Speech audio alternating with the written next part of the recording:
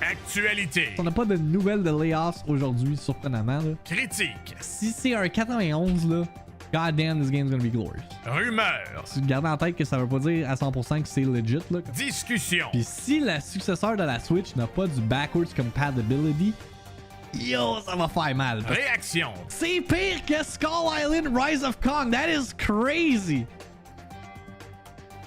La VIICTIIMINUTE. Avec Victim. Mesdames et messieurs, bienvenue à la VIICTIIMINUTE du mercredi 6 mars 2024 où est-ce qu'on jase de l'actualité dans le monde du jeu vidéo et du divertissement. Aujourd'hui, en manchette, on parle de nouveaux détails concernant la couverture The Rise of the Ronin, de critiques pour deux nouveautés indie de la semaine, soit Berserk Boy et Snufkin, Melody of Moominvalley, du hype pour la saison 4 de The Boys sur Prime Video. Mais commençons avec des previews pour Dragon's Dogma 2, le prochain gros jeu de Capcom qui sort prochainement en mars. Et let me tell you, chat, si ce jeu-là n'était pas sur votre radar, pardon, il serait peut-être temps là, qu'il le soit. Fait qu'on va faire un petit preview roundup qui inclut des headlines comme Dragon's Dogma 2 feels like another Capcom hit. A clear Game of the Year contender.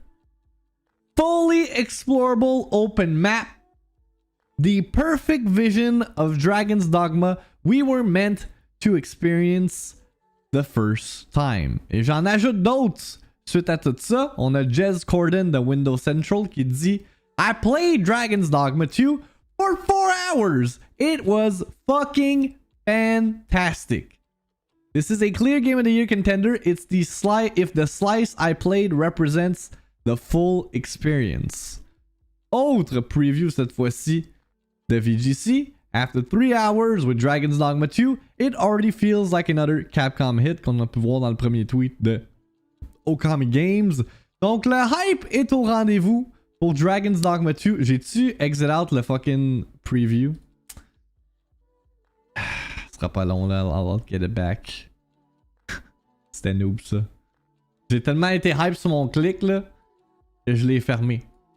Fait que c'est ça, le hype est définitivement au rendez-vous pour Dragon's Dogma 2. Sort le 22 mars qui est une grosse journée pour les sorties AAA de jeux vidéo pour 2024.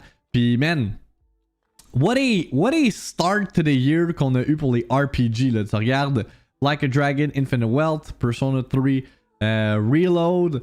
Last week on a eu Final Fantasy VII Rebirth. Et là dans quelques semaines, on va avoir Dragon's Dogma 2. Et même cette semaine, là, on pourra avoir la démo en plus. Yo. Puis là, une des affaires que j'aime du preview de IGN, c'est qu'ils ont amené une personne, un journaliste qui n'avait jamais joué à l'original pour voir là, où est-ce que son intérêt et son hype se situent pour la suite. Right? Dragon's Dogma 2, c'est pas un jeu qui est vraiment comme bien buzzé quand il est sorti initialement, mais c'est un jeu qui a quand même un gros die-hard cult following. Là. Puis eux, ils disent Dragon's Dogma 2 Impressions, didn't play the first one, no problem, you'll love it anyway. Fait que je pense qu'il y a beaucoup de monde qui vont embarquer dans Dragon's Dogma 2 in a couple of weeks. En fait, qui vont embarquer dans Dragon's Dogma 2. Non, je me reprends. Qui vont embarquer dans Dragon's Dogma pour la première fois avec Dragon's Dogma 2, c'est ça que je voulais dire. Ça va être comme l'introduction à plusieurs personnes à cette franchise-là. Fait que écoutons ce que Destin Legary a à dire par rapport à son expérience avec Dragon's Dogma 2.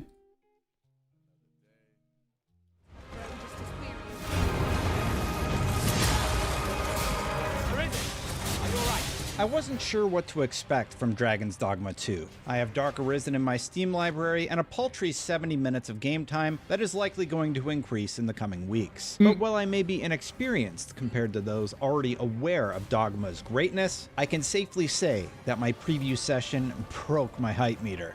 I cannot wait to play more. Damn, okay.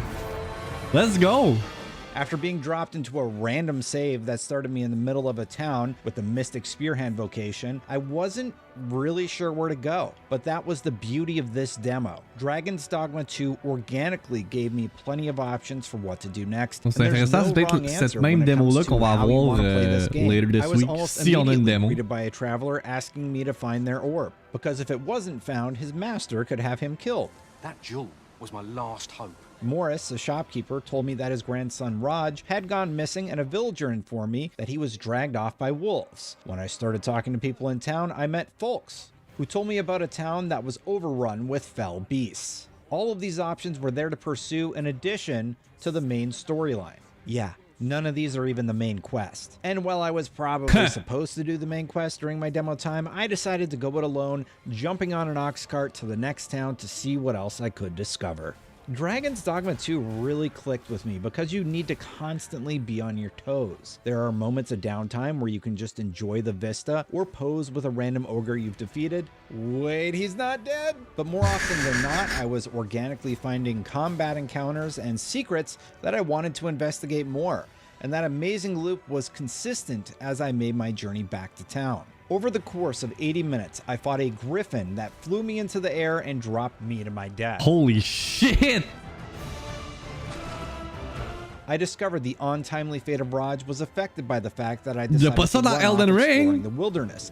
How unfortunate. A completely different outcome than what Mitchell encountered during his IGN first playthrough a couple months ago. I took on an ogre that was protecting a treasure chest my pawn had led me to. Yeah, c'est Capcom aussi, hein, he sat hobo. on me. I turned down new pawns that I had can't met forget that. who wanted to become a part of my crew. I was ambushed by a group of bandits making camp, and all of this happened organically while I just explored this small sliver of a massive map. Bro, Even la map ressemble exactement à la map de Elden Ring. Genre visuellement, là, pas en termes de ce qu'elle dégage, là, mais juste comme le style, là, on dirait la map de Elden Ring. Small sliver of a massive map.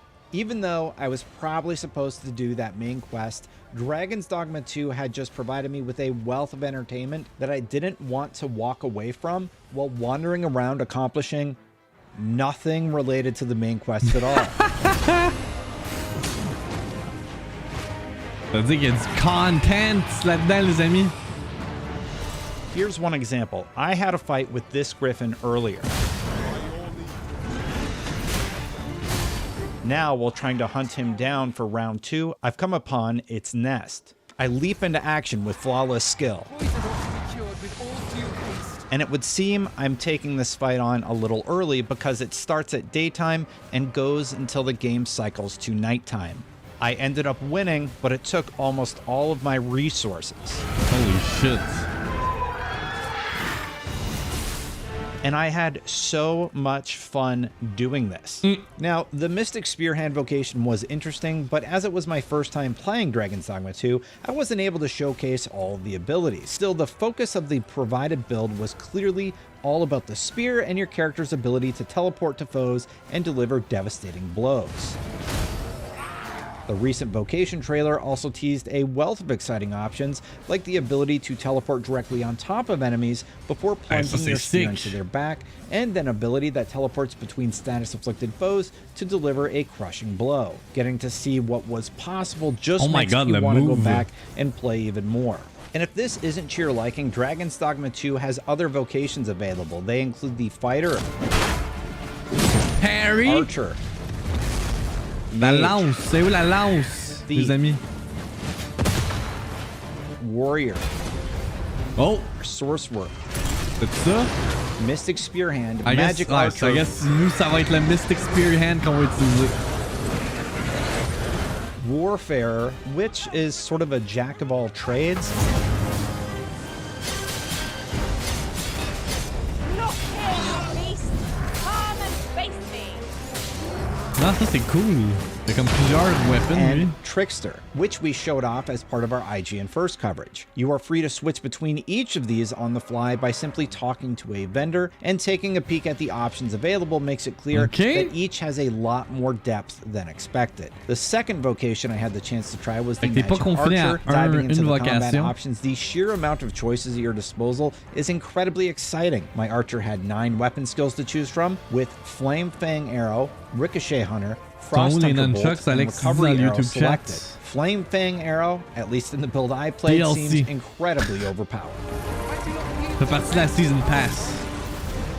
But anyway, when the time came to jump over to play the second vocation, I began by being ambushed in a tavern town. Boy, what's your Ben problem? c'est ça, Only to exact. T'as make pas obligé de quick work of recommencer my ton opponent playthrough by si t'aimes pas ta stun-locking them vocation. with là. Ricochet Hunter and Frost Hunter Bolt. It was an incredibly powerful combination, Ah. so powerful that the Griffin we encountered C'est never bien cool. stood a chance. In hindsight, I could have started this encounter a little better. Flame Fang Arrow simply devastated everything with ease. While doing a quest that took me into the mines to collect materials, I was blindsided by this thing. Oh my god.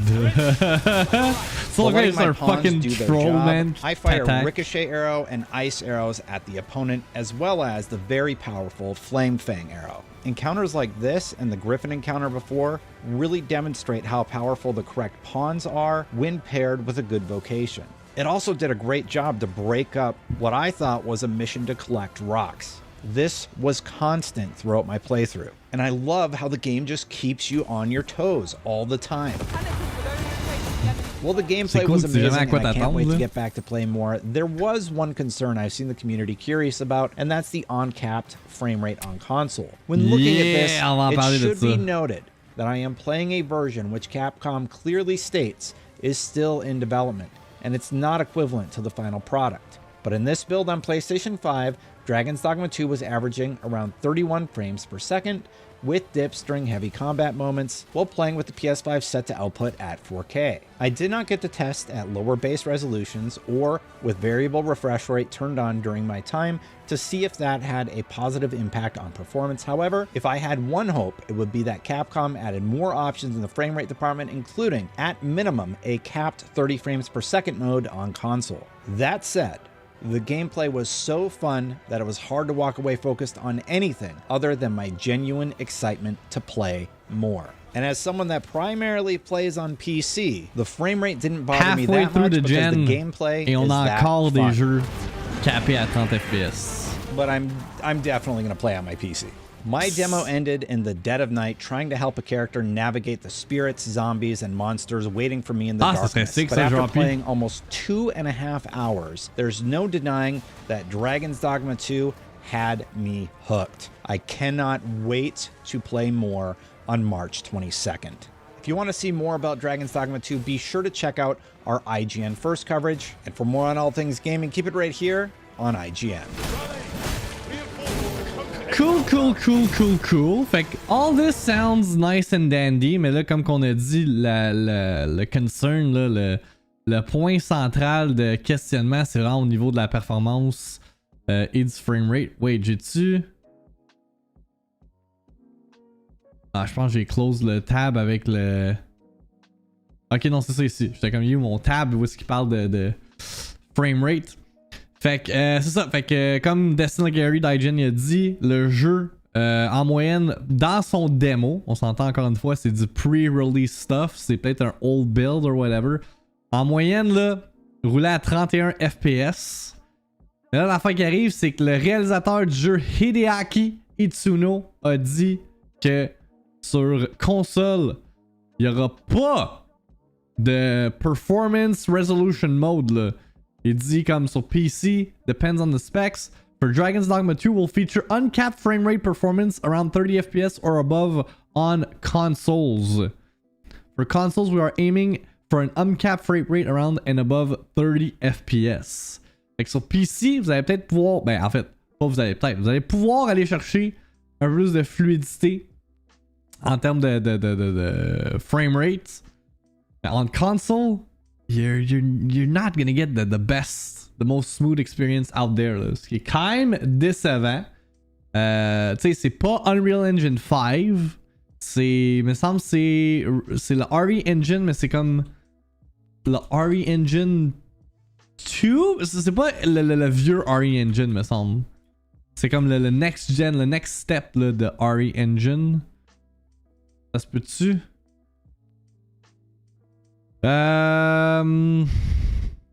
Où est-ce que j'ai vu? C'est ça? Ça dit Dragon's Dogma 2 brings the RE engine upgrade we've been asking for.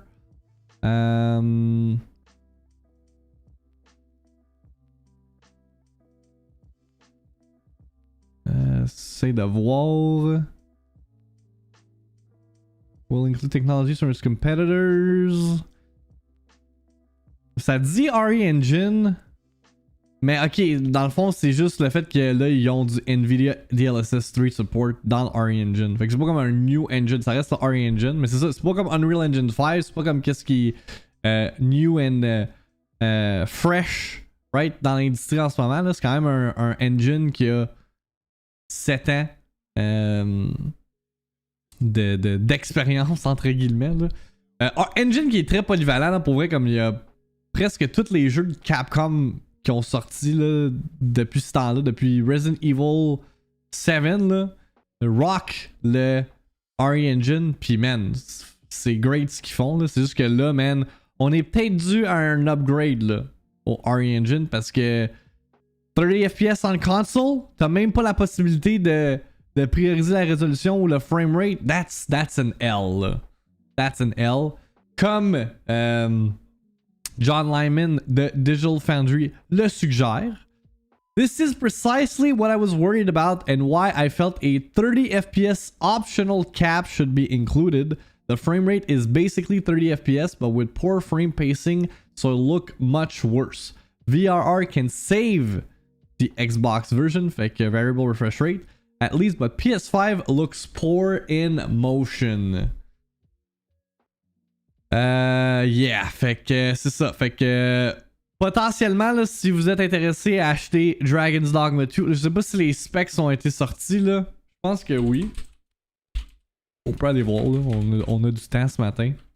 Les system requirements. J'ai dit les specs, mais c'est plus ça. Si on regarde, admettons là, sur PC, ce que ça prendrait pour. Ah, il n'y a pas comme le tableau, c'est juste les recommended specs. Ouais, ok, fait que si vous avez une RTX 2080 ou une Radeon RX 6700, puis un Intel Core i7 10700, non, pas 10700 ou Ryzen 5 3600X, vous devriez être correct pour runner 1080-60, j'imagine. Mais ça se peut que vous allez avoir des dips là. On va falloir acheter un jeu sur Xbox. Ben, au contraire, c'est ça. Si tu veux avoir une bonne fluidité, là, don't buy the console version. Là. Achète la version sur PC. Parce que je pense qu'on va avoir une petite surprise par rapport à tout ça. Fait que, yeah, décevant, of course. T'sais, on a parlé de ça avec le Framegate fiasco. Redfall, un exemple récent. Starfield, un autre exemple récent. Même avant ça, on avait Gotham Knights qui était capé à 30 FPS sur console à sa sortie. What other game? A Plague Tale Requiem. Quoique A Plague Tale, il y avait peut-être un argument plus fair à faire pour ce jeu-là, étant donné que visuellement, je trouve qu'il était quand même. Il poussait un peu la limite. Mais tu sais, comme Dragon's Dogma 2, comme j'ai dit, c'est le RE Engine, c'est pas un nouveau engine, là, c'est pas mal. C'est un engine qui est déjà établi, que Capcom connaît, ça fait 7 ans qu'ils travaillent avec. Là, fait why are we still playing 30 FPS games in 2024? J'imagine c'est parce que le jeu est tellement vaste et rempli de cossins à render que ça fait en sorte que ben, la fluidité est affectée. Hey, what's up, Shovel Cat? Merci, bonne journée à toi. Fait que ça c'est un L, mais au moins il faut quand même célébrer les Capcom W's out there parce que ce matin ça a été rapporté comme quoi qu'ils vont augmenter le salaire de leurs employés japonais de 25% ou de plus de 25%. Fait que même dans une ère où est-ce que les studios de jeux vidéo sont victimes de mise à pied, de clôture, man, Capcom est comme, hey, you know what? On va augmenter le salaire de nos employés. Fait que shout out Capcom. Puis historiquement, tu sais comme c'est pas la première fois que Capcom augmente les salaires des employés. J'ai l'impression qu'à chaque année ils font ça, puis en même temps ils peuvent se le permettre parce que ben ils connaissent du succès récent. Tu regardes Street Fighter 6, tu regardes Resident Evil 4, Monster Hunter Rise. Tu sais, comme, that's pretty cool. Donc, full article of VGC qui dit Capcom has announced that it will be increasing its starting salary in Japan by more than 25%. Puis là, j'ai vu Nouvelle partager le tweet. Je pense que c'est comme l'équivalent de 2000 pièces US. Fait que c'est pas si mal. Existing employees, j'ai halluciné un one, je sais pas pourquoi. Existing employees will also get a one-time special payment and an average salary increase of more than 5%. 25% c'est 2000$, mais c'est ça, je vais aller voir là, exactement ce qu'il a dit.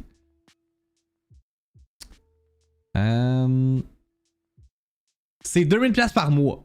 C'est ça l'info qui me manquait. Parce qu'effectivement, 2000$, ça aurait pas de sens. Il gagnerait 8000$ par année. Hey, you know what they say, Japanese workers, man.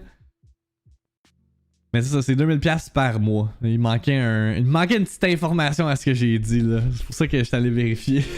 Parce que je l'ai dit, puis j'ai fait comme, wait, that doesn't make sense. Ça le dit aussi dans l'article, là. Genre, man, c'est nice, ils vont enfin pouvoir s'acheter une PS5. Yeah, man, let's go. Let's go. Puis tu sais, on en parlait dans la vague de layoffs last week, là, comme quoi que les règlements par rapport à toutes comme les conditions de travail des employeurs sont différentes au Japon, right? C'est pas la même game. Fait que eux, ils sont moins victimes d'être licenciés over and over comme qu'on le voit ici en Amérique du Nord, right? Fait que tu sais, des affaires de même là. Des lois qui protègent les employés font en sorte que ben, Capcom peut investir plus d'argent dans eux pour qu'ils restent puis qu'ils continuent à travailler pour la compagnie.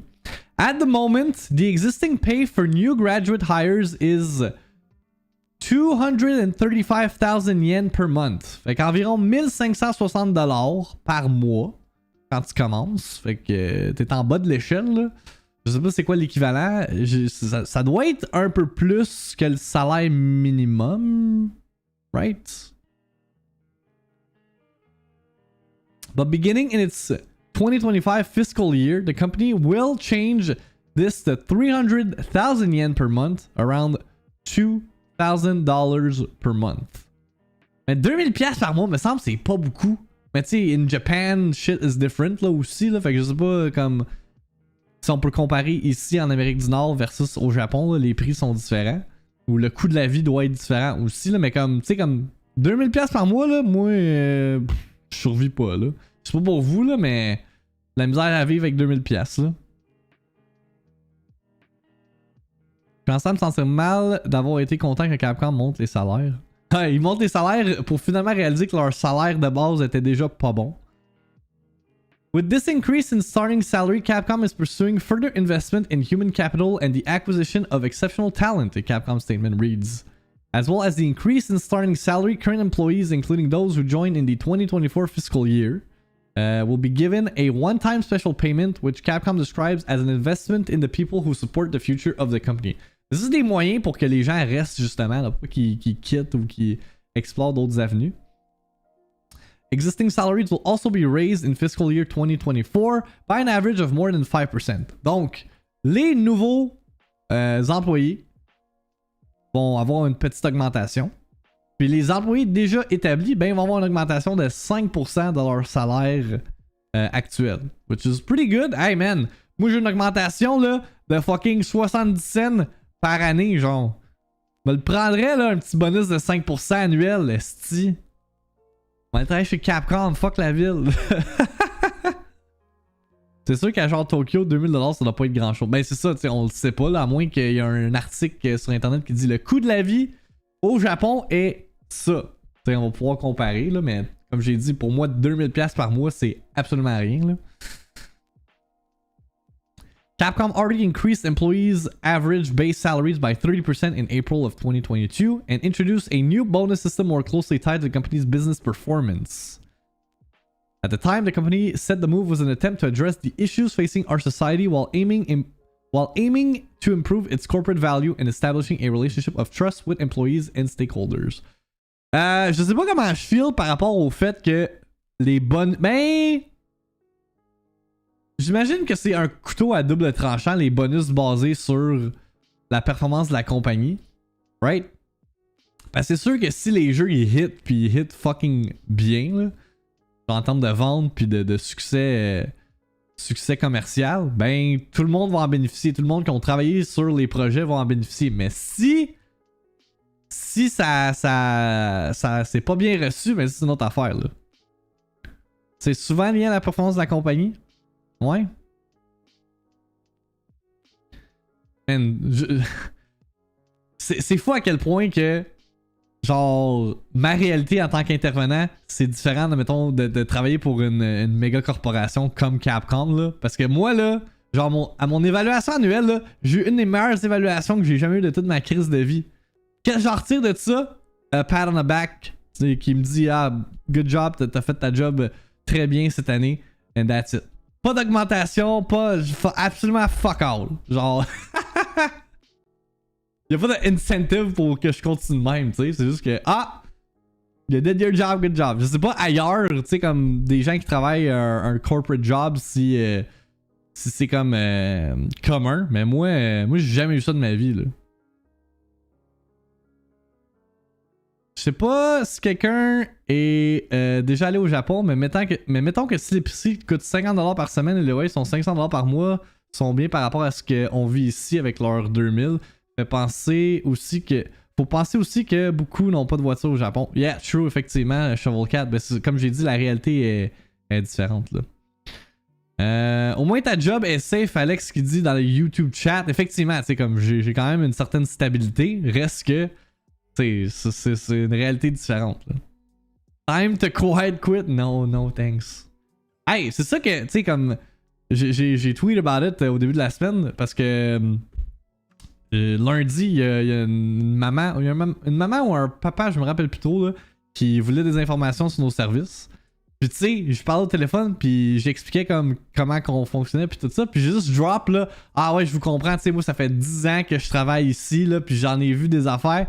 Puis j'ai regardé ma collègue, puis j'ai dit, hey, c'est quand même un nice flex pouvoir juste drop que ça fait 10 ans que tu travailles à la même place, ça. Parce que dans l'intervention, là, surtout à moins que tu travailles genre dans l'institutionnel, genre dans un centre jeunesse ou dans un pénitencier, là, un intervenant qui reste 10 ans à la même place, là, c'est rare en tabarnak, là. Un intervenant qui reste intervenant tout court, c'est rare en crise aussi, là. Souvent, le monde, il voit que justement, t'es mal payé, puis c'est rough comme job, puis il change de métier, là. Fait que yeah. C'est pas augmenté à chaque année, ça marche avec la convention sûrement. Oui, à chaque année, je suis augmenté, puis j'ai des échelons d'augmentation en fonction des heures que je fais, pas de pion, mais tu sais, j'ai pas d'augmentation basée sur ma performance au travail. En même temps, c'est hard d'évaluer la performance d'un intervenant parce que c'est pas comme... Tu vois pas les résultats directement, tu sais. Genre, je peux pas... C'est un jeu, mettons, un problème de consommation, j'interviens avec, là, puis on fait toutes les démarches possibles, puis au final, il décide de continuer à consommer, ben je peux pas faire grand-chose, tu sais. C'est pas moi qui contrôle sa consommation, fait que... Il y a aussi cette notion-là qui vient dans la conversation de comme on peut pas t'augmenter basé sur ton rendu au travail, mais tu sais, comme tout ce qui est la planification d'activités, d'événements, etc. Ça, il pourrait avoir la justification, mais c'est pas grave. Pas que je me plains de mon salaire, c'est juste qu'en ce moment, tout coûte cher, puis j'aimerais ça avoir de l'argent de côté là, pour acheter des niaiseries, puis juste moins me priver que je me prive en ce moment parce que tout coûte cher, là. Fait que, yeah. Petite recherche vite fait, sont à Osaka, Capcom, puis le rent coûte en moyenne 1.5 à 2000 par mois, sur ça paye le logement, but then again, il y a les impôts.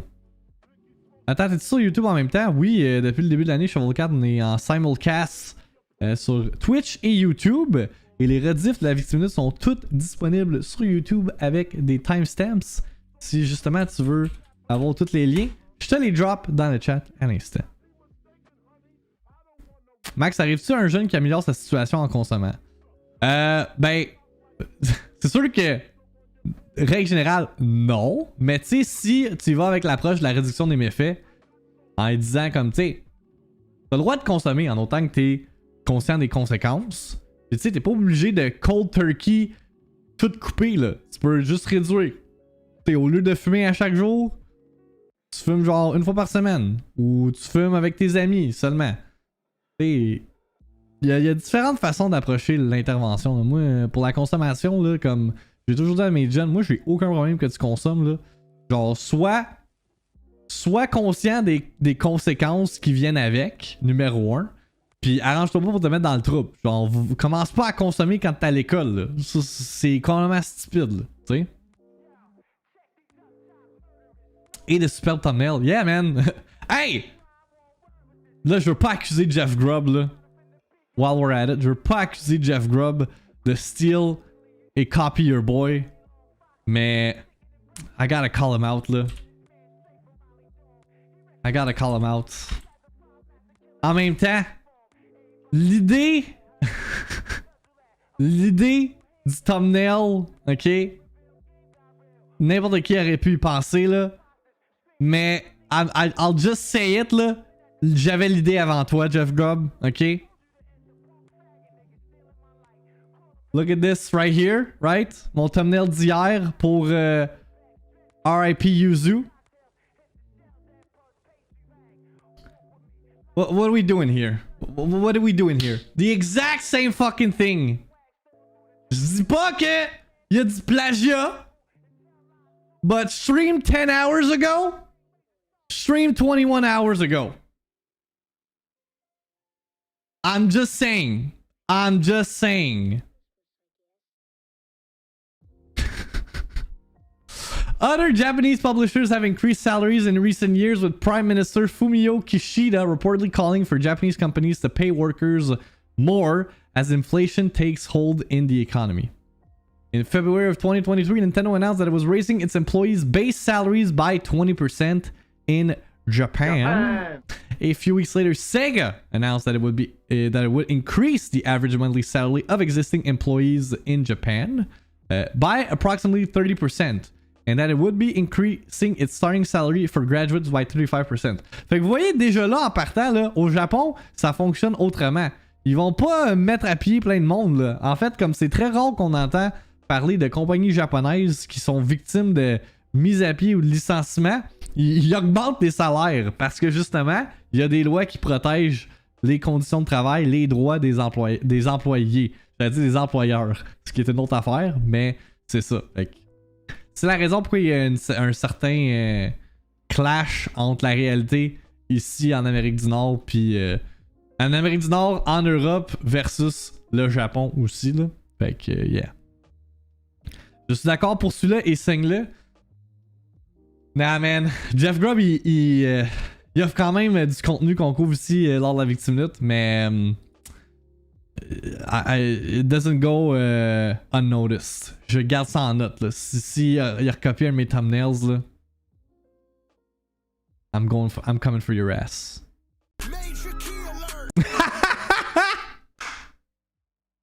Yo, merci Block pour le gifted sub à Jeff Grubb. Let's go. C'est excellent. Oh là là. Hi Jeff! How's it going? Thanks for all the coverage. Ouais, c'est ça, Jeff il est en l'air qui cite, fait qu'il a volé ton idée. Oh là là. Si on reste in Japanese talk, les amis, on a des détails concernant la couverture. Ben, la couverture, mais aussi tout ce qui comporte Rise of the Ronin. Parce que là, il y a PlayStation Game Size qui a publié la pesanteur en gigabytes de Rise of the Ronin, qui sort la même journée que Dragon's Dogma 2, soit dit en passant. Speaking of which, encore une fois, je leur plug. Si justement là, vous êtes intéressé par Dragon's Dogma 2, Rise of the Ronin ou Princess Peach Showtime, actuellement dans le Discord, pour les abonnés de la chaîne, il y a un vote qui a lieu pour le jeu Spotlight de mars. Fait que, comme j'ai dit dans mon message, idéalement on couvre les trois, mais ça m'étonnerait que j'aille le temps de couvrir les trois dans un stream. Fait que là, je vous demande justement où se situe votre intérêt s'il y a un jeu à prioriser. Présentement, c'est Dragon's Dogma 2 qui a la tête. Fait que there's still time to vote. Get those votes going, ladies and gentlemen. Fait que Rise of the Ronin qui aurait un download size là, de 96.3 GB. Là, on va faire une petite comparaison pour tous les autres jeux de Team Ninja. Fait que, j'allais dire Black Myth Wukong, c'est pas ça pantoute, c'est Wolong Fallen Dynasty Game Size. Fait que Wolong, le dernier jeu de Team Ninja paru last year, c'était 60 gigs. On check Neo 2 Game Size, c'était 85 gigs. Go spend some money for no reason. Voici ma contribution pour le droit d'auteur sur le contenu emprunté. Merci Jeff pour le $5 tip, man. T'es pardonné à tout jamais. Et si on regarde Neo 1 Game Size, est-ce que vous êtes drôle à matin? J'adore. Jeff parle français? Ben oui. Of course he does. Neo 1, c'était 80 GB. Donc, officiellement, le plus gros jeu de Team Ninja Rise of the Ronin. Et pour ceux qui se demandent quand il va y avoir du coverage pour Rise of the Ronin, Tom Henderson dit que le review embargo est le 21 mars. Donc, si on se situe dans le temps là, avec le VIICTIIMINUTE calendrier, ce serait la veille. Une journée avant la sortie officielle de Rise of the Ronin. Là encore là, tu sais, je vous ai toujours dit quand un review embargo est de plus en plus qui est proche de la sortie du jeu, ben ça suggère potentiellement que le studio, développeur, publisher a peut-être moins de... Attends, non, je reformule ma phrase, it makes zero sense là. Comment je pourrais formuler ça? Quand un review embargo est vraiment à l'avance, ça veut dire qu'un studio est extrêmement confiant en son produit. Des fois, ça veut rien dire, mais tu sais, comme tu regardes Final Fantasy VII Rebirth, le review embargo était une semaine à l'avance. Tears of the Kingdom, même chose. Spider-Man 2, même chose. Quoi d'autre? Je pense Alan Wake, c'était une semaine aussi, là. Parce que ouais, ça devient vraiment comme problématique où il y a beaucoup de questionnements qui font surface. C'est quand que le review embargo est à la sortie même du jeu ou encore après. Okay? Donc, c'est ça. Fait que la veille, le review embargo pour Rise of the Ronin. De mon côté, je suis transparent avec vous. Je n'ai pas eu de copie pour Rise of the Ronin. Donc, je ne pense pas que PlayStation va me donner une copie s'ils ont déjà envoyé les clés pour Rise of the Ronin. Donc, on verra si on le couvre justement à sa sortie avec un stream. Mais pour l'instant, là, actually, je vais aller checker mon email inbox. Peut-être que ça l'a changé. Who knows? Maybe there's something... Non, on n'a rien. Sinon, on va la couvrir dans ma critique. Yeah, c'est ça. Sinon, Drix va nous hit up with the Drix review pour tout ça. Fait que là, il dit aussi a preview based on the first couple of hours of the game is next week. Et ce qui est intéressant avec tout ça, c'est que Team Ninja, historiquement, sort des démos pour leurs upcoming games. Wolong, il y avait une démo. En fait, Wolong avait comme plusieurs démos, si je me trompe pas. Neo 2, il y avait une démo. Puis avant ça, je me souviens pas si Neo avait une démo. Mais pourrait avoir une démo pour Rise of the Ronin en même temps que justement le preview coverage qui est publié next week. Fait que stay tuned for that. Ce serait une bonne façon de générer davantage de hype pour le jeu. Déjà que le marketing a été entamé. Puis là, PlayStation sort quasiment des vidéos aux semaines là, pour promouvoir ce jeu-là. Là. Fait que, yeah. Mais va-tu avoir un update à la démo? Qu'est-ce que tu veux dire, une update à la démo? Ah, comme Final Fantasy? Yeah, I don't think so. Ça va être un one and done. Pas mal sûr, là. Je pense pas que ça va être autant big que Rebirth, sadly. Mais tu sais, ça nous donne quand même un aperçu de ce que ce jeu-là a à offrir. Moi, je suis un grand advocate des démos. Ce que je suis moins un advocate, là, c'est people making shit up on the internet. Genre ça, ok? hier, une des grosses rumeurs qui a fait surface là, concernant PlayStation, c'est comme quoi que Sony avait fait l'acquisition de Arrowhead Studios, les développeurs de Helldivers 2. Announcement supposedly coming soon. Et ça a pas pris de temps que ça a get hit with the Twitter community notes. Disant comme quoi que ben, le CEO de Arrowhead, qui est très transparent et très vocal là, au travers de son Twitter account, il a juste dit que ce n'était pas le cas pantoute. J'ai pas le tweet en question. Peut-être dans ses replies. Let's take a look. On va aller l'espionner un peu.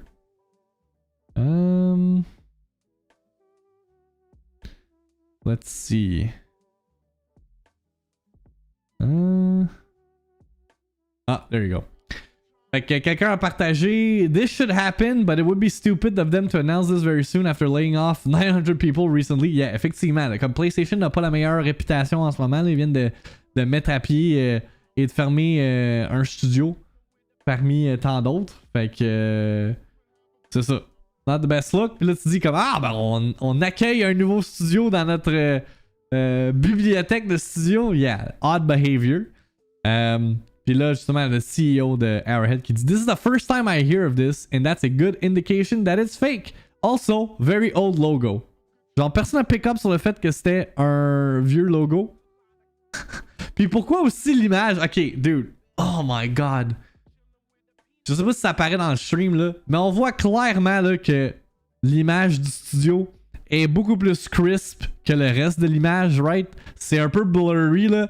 Fait que whoever made this Photoshop là, comme come on now. Genre. Elle est placée sur le logo de Bungie. Ouais? Attends. On va aller faire nos recherches.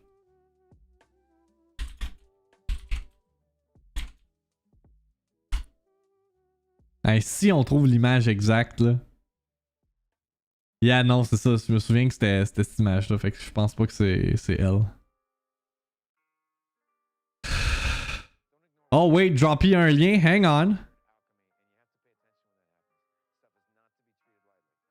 Yo!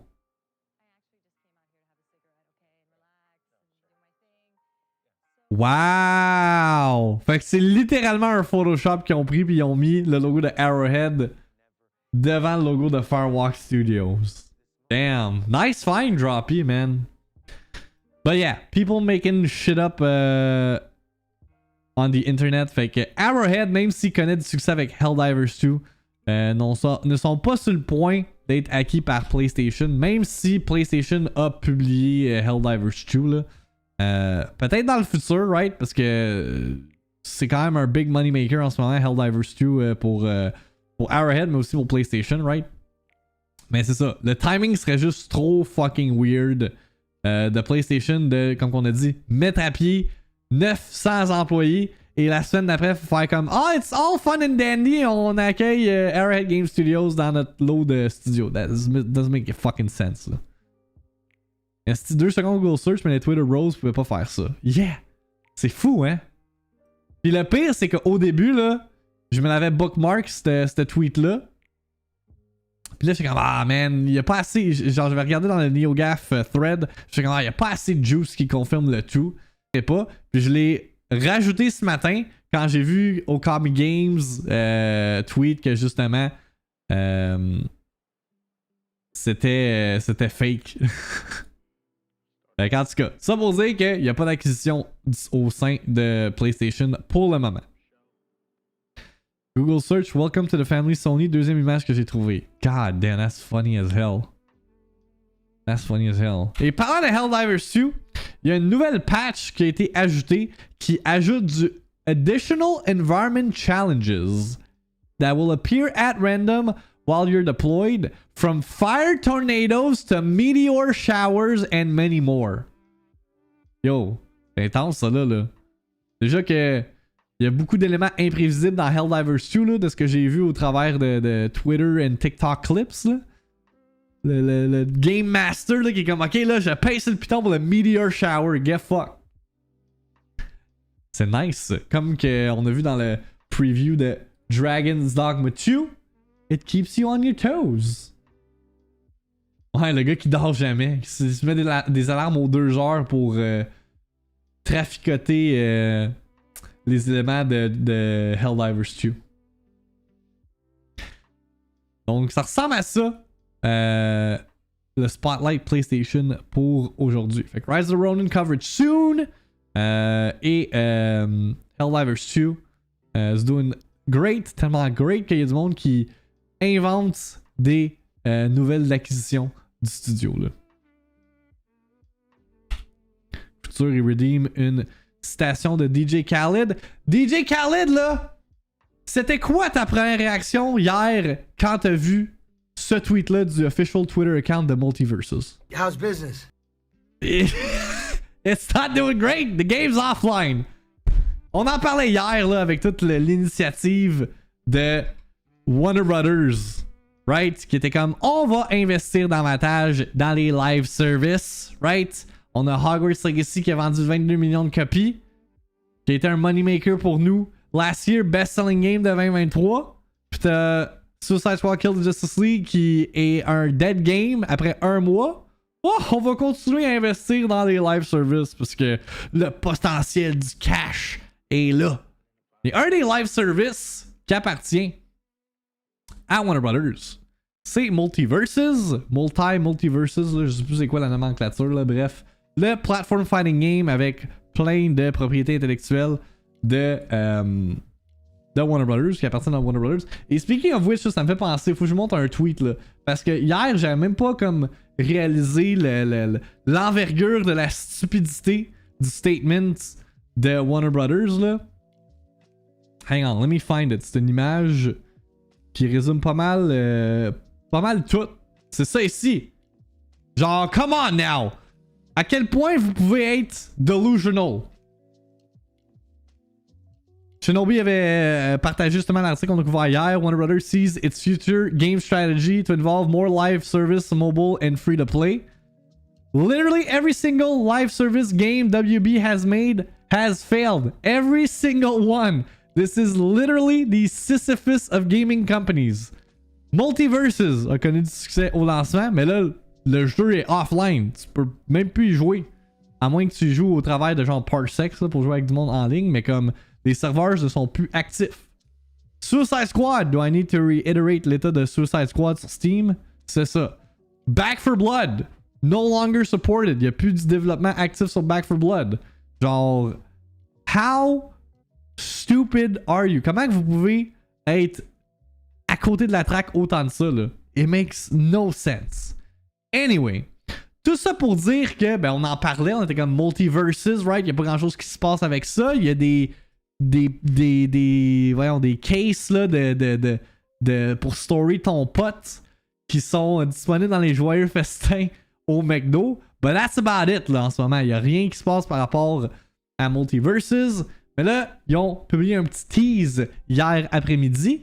Taps Mic, testing, 1, 2, 3. Donc, on le suggérait là, avec l'arrivée de la collaboration chez McDonald's. Là, il risque d'avoir le relaunch, le fameux relaunch de Multiversus, probablement aujourd'hui, là. Fait que, probablement que demain, on va le couvrir.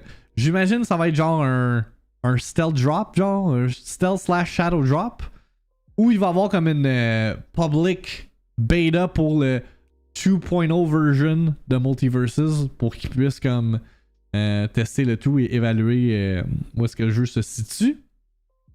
Mais yeah, je suis comme pas trop sûr de cette stratégie-là. Parce qu'on le sait que vous allez relaunch le jeu. Fait que votre petit tease là, c'est juste comme. Mais là, c'est un waiting game. C'est quand que vous allez montrer quelque chose. Right? Fait que c'est ça. On s'en rejase pour Multiversus. Très bientôt.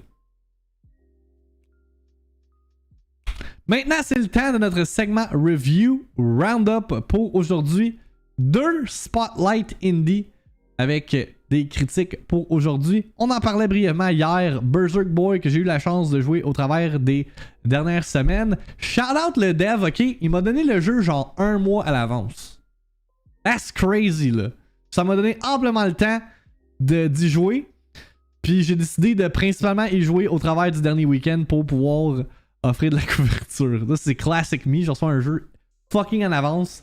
Genre, dernière minute pour du coverage. Fait que, yeah, Berserk Boy, man, qui est un spiritual successor, pas un spiritual successor, une lettre d'amour plutôt, à des jeux comme Sonic the Hedgehog, Mega Man, Ninja Gaiden, un nice action platformer rétro. It's getting some great review scores. Là, je sais que c'est pas bien représentatif parce qu'il y a juste 6 critiques sur Metacritic.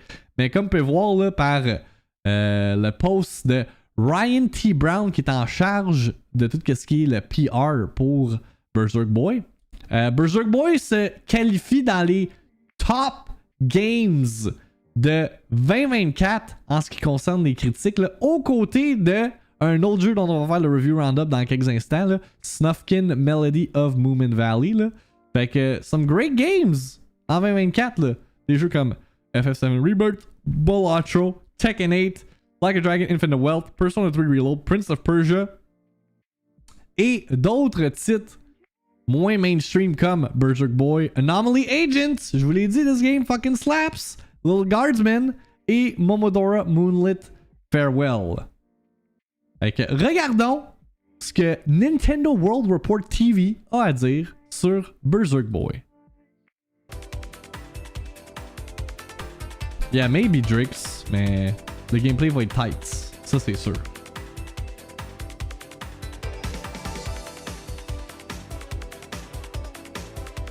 Yo, la musique in this game, là, There's a je vous le lot of dis, nuance within the action platformer insane. genre, and with later Mega Man games in particular, came a heavy focus on exploration and replaying levels with newly acquired powers. Berserk Boy is a fast-paced indie game that channels the Mega Man X, Zero, and ZX games, as well as the Gunvolt series, to try and carve out its own space in this very crowded genre. It manages to provide a fair bit of J'ai joué entertainment principalement across sur its Steam 15 Deck, or so là. stages, Ouh! but a couple hiccups hold it back On dirait que je from jouais à un achieving Game Boy Advance must-play game. C'était status. great. Berserk Boy is actually at its weakest when it spends time doling out story beats that aren't nearly as captivating as its gameplay. C'est vrai que la story The est pas tant premise is bonne. that a boy named Kai gains the ability But it to doesn't really transform matter. into Berserk Boy via a strange orb, and as he collects more of them, he acquires even more transformations. Within your home base hub, you can speak to NPCs, visit a lab to improve your powers, and select new missions. Between end-of-area boss fights, you'll also be tasked with running around the base to clear out enemies that have invaded, but these segments are fairly tedious. The hub may add a little bit of flavor, but it gets in the way of the true star of Berserk Boy, the way that you can fly through stages, swapping powers at the touch of a button. Oh yeah. Speedrun de ce jeu-là doit être quand même très that agréable. allow you to return to earlier parts, if for instance you missed a collectible. However fast you choose to play through them, the levels can be quite lengthy, with lots of secret passages to uncover and obstacles that require specific transformations to bypass. In addition to platforming challenges, you'll encounter basic enemies, mini-bosses, and a few different types of collectibles. One of these opens up a time trial mini-stage, and the other ends up coming into play near the game's conclusion. The latter collectible is actually required to unlock endgame content, Yeah. which is more than a little frustrating. Yeah. Kai's first transformation is one that grants lightning-based Genre, powers. pour vous expliquer, là, j'en parlais brièvement hier, mais dans le fond, tu finis le jeu. Ok, puis ça, c'est moi le point. Le seul comme point vraiment négatif que j'ai de ce jeu-là, là, c'est que on dirait que le jeu te force, ou le jeu se force à étirer sa sauce, du sens où est-ce que, tu sais, il y a comme un final level dans le jeu, là, où est-ce que tu bats le Big Baddie, mais c'est pas le final level. Faut genre que tu passes au travers certains niveaux que t'as ben en fait, pas mal tous les niveaux que t'as déjà fait, à moins que t'aies tout genre collectionner des collectibles, ce qui est pratiquement impossible parce que ça te prend des power-ups que tu déverrouilles later in the game pour venir puis ouvrir d'autres affaires. Anyway, bref. Ça te force à rejouer le level pour avoir les collectibles nécessaires pour après ça passer au true final level. But at this point, t'es juste comme, man, j'ai déjà fait ces levels-là, faut tout que je refasse, c'est juste tedious, là. Tu sais, on faisait la comparaison de... c'est Block qui le disait, là, c'est un peu... Ça file très Metroid Prime comme mécanique ou encore le Triforce Shard Quest de Wind Waker, là. Fait que ça ruine un peu le pacing, là. Fait que j'aurais plutôt aimé que le jeu comme prennent une fin ou prennent fin quand que c'est comme le premier encounter avec le final boss là. But yeah, the game's still great regardless. C'est juste que je pense que y a du monde qui vont finir le dernier level, ils vont juste faire comme fuck it là, genre je vais pas avoir le true final ending juste pour roll credits là. Including a high-speed dash that allows you to zip across the screen, striking enemies and enabling a lock-on projectile for extra damage, not unlike how the aforementioned Gunvolt functions in his own games. The other Berserk orbs you collect unlock a flame-based element with drilling capabilities, an air-themed suit that allows you to float, an ice ninja form that can hang onto moving platforms, and an earth-based form that allows you to scan doors and platforms to unlock them. Later stages force you to switch on the fly, sometimes literally, and so becoming familiar with each form is key. Or it would be if you even needed anything other than the lightning form to take out almost every boss you encounter. Yeah, if you're expecting anything close to the difficulty of the hardest Mega Man games, you'll need to turn on the retro difficulty setting when starting a new save file, which gives you a set number of lives and tougher enemies, compared with the unlimited retries of modern mode.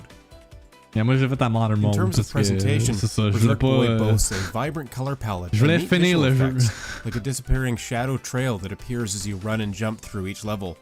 Each world consists of 3 main stages that center on a particular environment or biome, and these are accompanied by the signature sounds of composer T. Lopes, so rest assured your ears are in for a treat. Oh yeah. The ease with which you can switch Berserk forms via the L and R buttons, in addition to the rest of the smooth controls, make for a gorgeous and smooth ride across Berserk Boy's multi-hour campaign. Despite its strengths, the repetitive boss fights, lack of enemy variety, and tedious base defense segments throw a few sour notes into the upbeat and satisfying jazz that is Berserk Boy. True. Another issue is that the lab where you can buy upgrades doesn't quite work as intended, with the health upgrades I purchased not registering at all towards my health meter. That the true conclusion of the game is gated behind collecting dozens of tokens across the game's 5 worlds is a definite misstep, but the overall package will remain an enticing one for action platformer fans. Like a boy. Berserk Boy offers a fast-paced diversion that will appeal to those who like the speed of Sonic and the transformations of Mega Man. It's aesthetically pleasing from start to finish, and the gameplay shines through most of its runtime. A handful of issues keep it from putting both feet solidly in must-play territory, but all told, it's a good time and scratches that run, jump, and shoot itch. C'est bien dit. C'est bien dit. This video was made possible by our generous supporters on Patreon. Check out patreon.com/NW. Good review Nintendo World Report. Fait que, yes, on regarde d'autres critiques listées on the Metacritic pour Berserk Boy. On a Nintendo Life qui ont donné un 8 sur 10, ce qui est mon score pour moi. Là. Je l'ai publié sur Twitter, là, ma mini review pour Berserk Boy. Fait que moi, je m'enligne pas mal sur un 8 sur 10. Si c'était pas de la fin, je serais probablement sur un 9 sur 10, mais c'est ça. La fin m'a vraiment fait chier. J'étais comme, sérieusement, I gotta redo all the levels. Bref, Nintendo Life qui dit it's a very reasonable price tag isn't the main selling point of Berserk Boy, rather it's a very competent made indie action adventure that has the feel of a 16-bit title powered by the oomph of current day consoles. It's far more arcadey than both Mega Man and Gunvolt, faster and altogether more interesting owing to its multiple character forms and deft stage design. Its hub world is easily navigable, and the upgrade shop, Metroidvania backtracking, and prisoner liberating side missions encourage players to squeeze the most from the experience. There are minor trivial aspects that could have been tightened up slightly, and the independent development aspect isn't entirely in the background. For what it attempts, however, Berserk Boy is regularly successful, regularly showing up larger development studios with its creativity and comes easy to recommend to 2D action enthusiasts. Puis d'ici de leur côté, ont aussi donné un 8 sur 10, disant Berserk Boy is a great modern take on Mega Man style gameplay and one of the better recent attempts to bring the 16-bit era into the 2020s. Its story is lacking somewhat, but it's got it where it matters with solid platforming and satisfying combats. Et on va terminer avec, de toute façon on l'a déjà vu, on va terminer avec Gfinity, qui ont donné un 8 sur 10, disant Berserk Boy is a wonderful throwback to the GBA and Genesis era, with gorgeous pixel visuals and lightning fast gameplay. There's nothing outrightly original about this 2D platformer, but that shouldn't deter anyone looking for a quality throwback. Excusez-moi, guys, mon œil est en train de me lâcher. What the fuck? J'ai comme soudainement mal à l'œil. What is happening? Aïe, c'était bien wax ça. Genre, j'ai commencé à avoir les yeux fucking watery là. Attendez là. What the fuck? Trop d'écran, man, dans ma vie. Mais yo, ce matin là. Ouais, c'est ça, je glitch. Ouais, le jeu est trop venu me chercher. Mais ce matin, je me suis réveillé en plein milieu de la nuit. Puis j'avais juste comme l'œil qui chauffait en tabarnak là. For no reason. D'après moi, il devait avoir comme une poussière qui est rentrée dans mon œil. Puis ça m'a comme fait mal là. Mais c'est ça. J'ai dû mettre comme une débarbouillette d'eau frette dans l'œil. Parce que ça chauffait. J'étais comme, voyons, esti, qu'est-ce qui se passe? Oh là là. Fait que, yeah, tout ça pour dire que Berserk Boy is great. Si vous êtes intéressé par le jeu qui est disponible dès aujourd'hui sur Switch et PC, il y a ma première heure de disponible sur ma chaîne YouTube. Fait que, go check all of that out. Non, j'espère que c'est pas un orgelet, man, j'en ai déjà eu, puis that shit sucked. Fait que, hopefully it's not the case. Mais j'ai pas ressenti que c'était enflé, là, fait que, yeah, please, let's not get involved with this là. Again. Mais voyons, tabarnak, ça gosse donc bien. Moving on de Berserk Boy. Notre prochain indie spotlight là, qui a eu des critiques hier, c'est Snufkin, Melody of Moominvalley, qui sort demain sur what platform? Je pense que c'est all platforms, peux-tu? Non, également sur Switch et PC. Il a été mis en vedette lors du dernier Nintendo Direct Partner Showcase. Et je dois dire que j'ai aucune idée what the hell this game is all about. Ça a l'air d'être un jeu qui me parle à cause de son visuel, mais j'ai aucune idée c'est quoi le actual gameplay de ce jeu-là.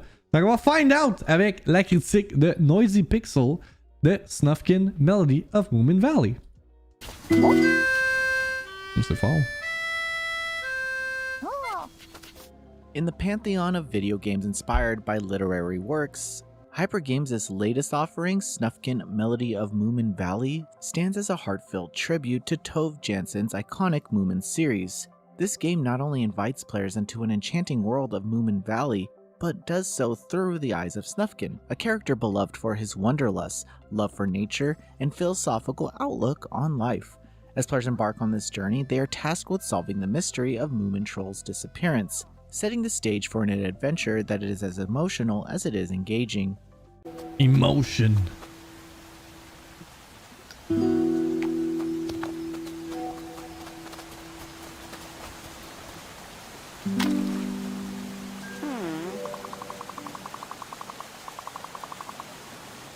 At its core, Melody of Moominvalley is a narrative-driven experience. Snufkin's return to Moominvalley to celebrate the arrival of spring quickly turns into a quest of discovery and reunion. The game excels in translating Snufkin's introspective and nomadic nature into the gameplay elements, making the player's journey not just about the destination, but the path taken to get there. Through interactions with the characters that fans of Moomins will instantly recognize, the game weaves a narrative that's rich in friendship, empathy, and the occasional mischief. Les hippos du... Ah man, on en a parlé en plus là, pas tant longtemps là. Of Moominvalley. Players control Snufkin in a world that demands interaction, be it through climbing, puzzle solving, l'annonce qui joue tout le temps à Télétoon là. Musical instruments. Each puzzle in the game is not just a barrier to progress, but a story to unravel, often tied to the character or the natural wonder it involves. The incorporation of musical instruments as tools for puzzle solving is a stroke of genius, reflecting Snufkin's character and allowing for unique gameplay experiences. These elements, from the harmonica's melodies, is a strategic use of the drum, bringing the rhythmic flow of the game's challenges, making each puzzle not just a task, but also a performance. The musical mechanics serve as a dual purpose. They are integral to the gameplay and a tribute to the character of Snufkin, for whom music is a form of expression and rebellion. This dynamic introduces a layer of strategy, as players must not only master the instrument, but also understand the effect their music has on the environment and the characters within it. The search for musical inspiration, which propels the player to explore and interact with the world more deeply, enriches the gameplay experience, making every discovery a note in the larger melody of the adventure. One of the game's most surprising elements is its stealth mechanics, which encapsulates Snufkin's disdain for authority and control. Evading the park keeper's officers in a bid to reclaim nature's spaces is not only thrilling, but also a nod to the character's principles. Ocarina of Time. These segments, while offering a change of pace, remain true to the game's core themes of freedom and resistance against conformity. They end up adding depth to the gameplay, challenging players to think creatively and act stealthily. The game's world is alive with characters that bring depth, humor, and a touch of melancholy to the narrative, from the Moomin Papa's sagely advice to Little Mai's cheeky quips. Each interaction is a window into the inner lives of these creatures. The characters don't merely serve the narrative, they enrich it, making Moominvalley feel like a community where each member has a story to tell. Visually, Melody of Moominvalley is a masterpiece. The game's art style faithfully captures the whimsical and warmth of it's the not author's just good, original it's a illustrations, masterpiece. while the music and sound design envelop the player to the serene beauty of Moominvalley. The attention to detail in the game's visual and auditory design not only enhances the immersive experience, but also serves as a bridge between the new and the nostalgic, appealing to both longtime fans and newcomers in the Moomin world.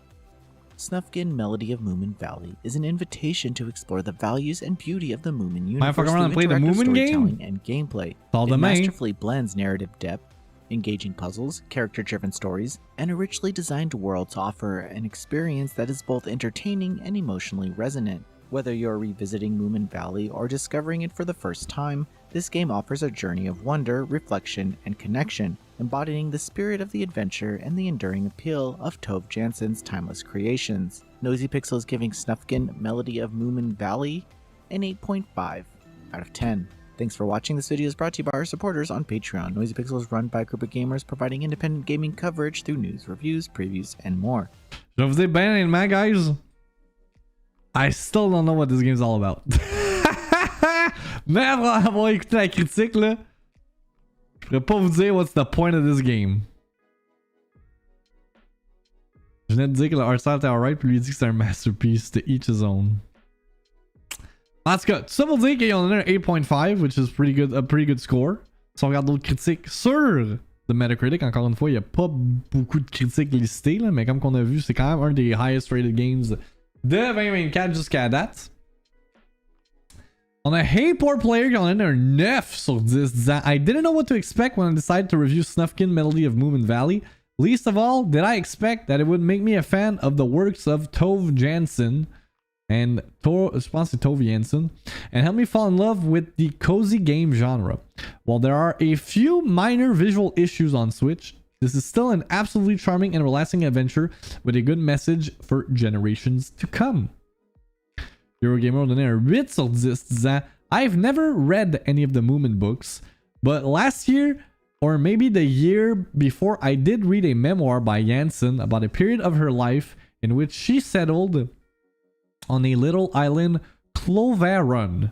It was a rock in the middle of nowhere, no running water or electricity, and any shelter had to be constructed.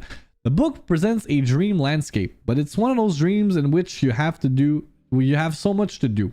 Sorting wood and fuel and hiding to eat and drink. Jansson loves all this, but she doesn't hide any of it or try to frame it as something that was easy. I see the same resilience, that same fortitude when Snufkin calmly dismantles a park and pushes back the forces of order and regulation. Là, ok. Je suis peut-être inculte, là. What are the Moomin books?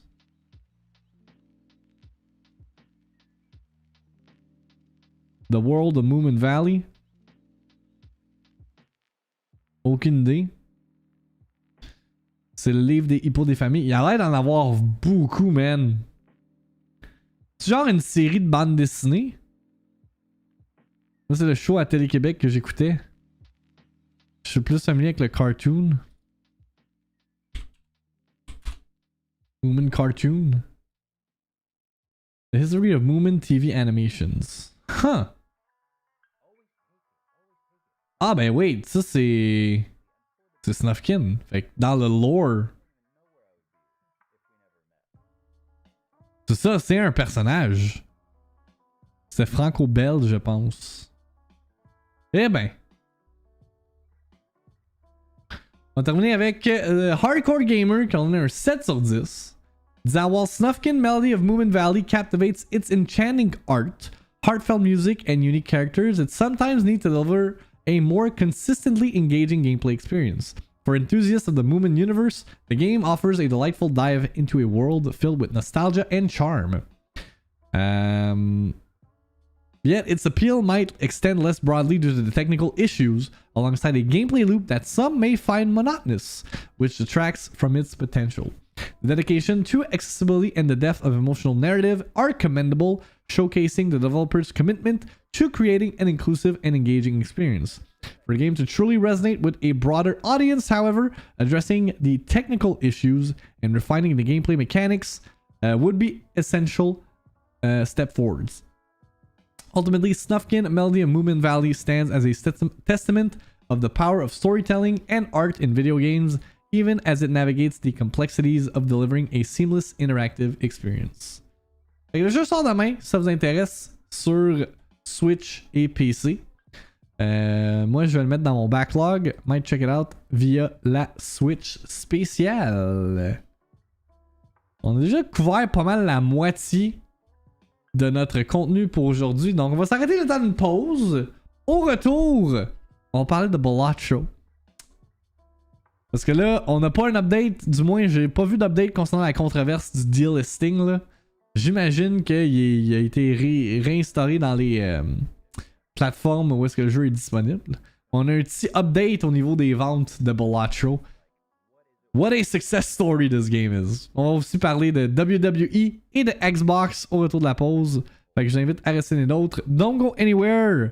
Votre matinale qui couvre l'actualité des jeux vidéo et du divertissement se poursuit après ces messages. La VIICTIIMINUTE est une présentation, eh bien, de vous autres. Et oui, sans vous, ce show 100% indépendant ne serait pas réalisable. Donc, je profite de ce petit ad break pour vous rappeler les différentes avenues possibles que vous pouvez employer pour supporter le show. Si vous écoutez le tout via les versions audio podcast, je vous invite à vous abonner aux feeds respectifs, que ce soit sur Apple Podcasts, Spotify ou Google Podcasts. N'oubliez pas de laisser une petite note pour faire ressortir le show dans l'algorithme. Et petit rappel que la VIICTIIMINUTE est aussi disponible en rediffusion vidéo via Twitch et YouTube. Si vous voulez supporter toute la couverture que j'offre sur les différentes plateformes, la meilleure façon est en vous abonnant à ma chaîne Twitch avec un abonnement régulier ou encore Prime Gaming si vous avez Amazon Prime. Non seulement ça me supporte directement, mais tout ça vous donne accès à un paquet de bonus sur Twitch comme des emotes, une expérience sans annonce et sans interruption, un accès au VIICTI calendrier qui track toutes les nouveautés à venir et aussi au canal Discord réservé. Si jamais ce n'est pas possible, je vous invite à me suivre sur mes différents réseaux sociaux pour ne rien manquer de tout ce qui concerne mon contenu. Et sur ce, je vous laisse avec quelques highlights le temps que je revienne de la pause.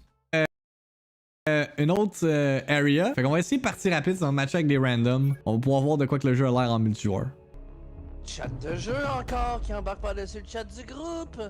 On joue avec des Québécois, guys! Ah, j'espère qu'ils vont pas dire des affaires inappropriées. T'es obligé de jouer avec un esti de random calls. Ah ouais, c'est des teams de 3. Va prendre Doc. Ah, ça va faire de la merde, ça. Yo, hey! Le disrespect! Le disrespect, bro! Ça va être drôle, ça. Eux ils doivent penser que je suis un esti de random anglais, but little do they know, I am actually Québécois. Y'a quelqu'un juste au bord. Dude, c'est quoi tu fais? Exploser le mur? On est censé être stealth! Vous êtes envoyé des estis de malades! Alright, qu'est-ce qu'ils font là? Hey, y'a un gars là! Y'a un gars là! Ils rentrent dans le temps avec un shotgun. Je pense que c'est des nouveaux joueurs là. I mean, it makes sense là. Tu connais pas trop le jeu. Fait. Mais là, guys, il fallait qu'on se prépare. Vous avez fait quoi? Ils vont nous rusher! Bon, ça c'est fait. Est-ce que c'est drôle? They have no idea. Ok, le gars il est hype là. Wait, il est down? My guy! How? C'est correct, guys. I'm a complete the object. Oh man, moi avec. Je te transporte. Ouais. Fait que là on est juste deux. What you gonna do? Non, extract pas! Qu'est-ce que tu fais? Non! Non! Qu'est-ce que tu fais? Pourquoi t'as fait ça? On n'a pas complété l'objectif encore! Pourquoi t'as fait ça? Oh my god, you're so stupid! Fallait aller là, fallait compléter l'objectif! My god! On n'a pas été bien loin. Non, on n'a pas été bien loin, dude. Ouais, c'est ça. On joue avec un maudit random. Check, c'est qui a le plus d'XP, le maudit random? Ça va pas bien. Hier, on a perdu la moitié de notre roster à cause de un fight. Shit. On s'enligne sur le Fire Gym. Puis j'ai presque rien que des Grass type Pokémon. Fait que là, ça me prend un Water type. Puis il faut que je le grind. Genre quand même high level. Parce que sinon. Je pense que la run est scrap.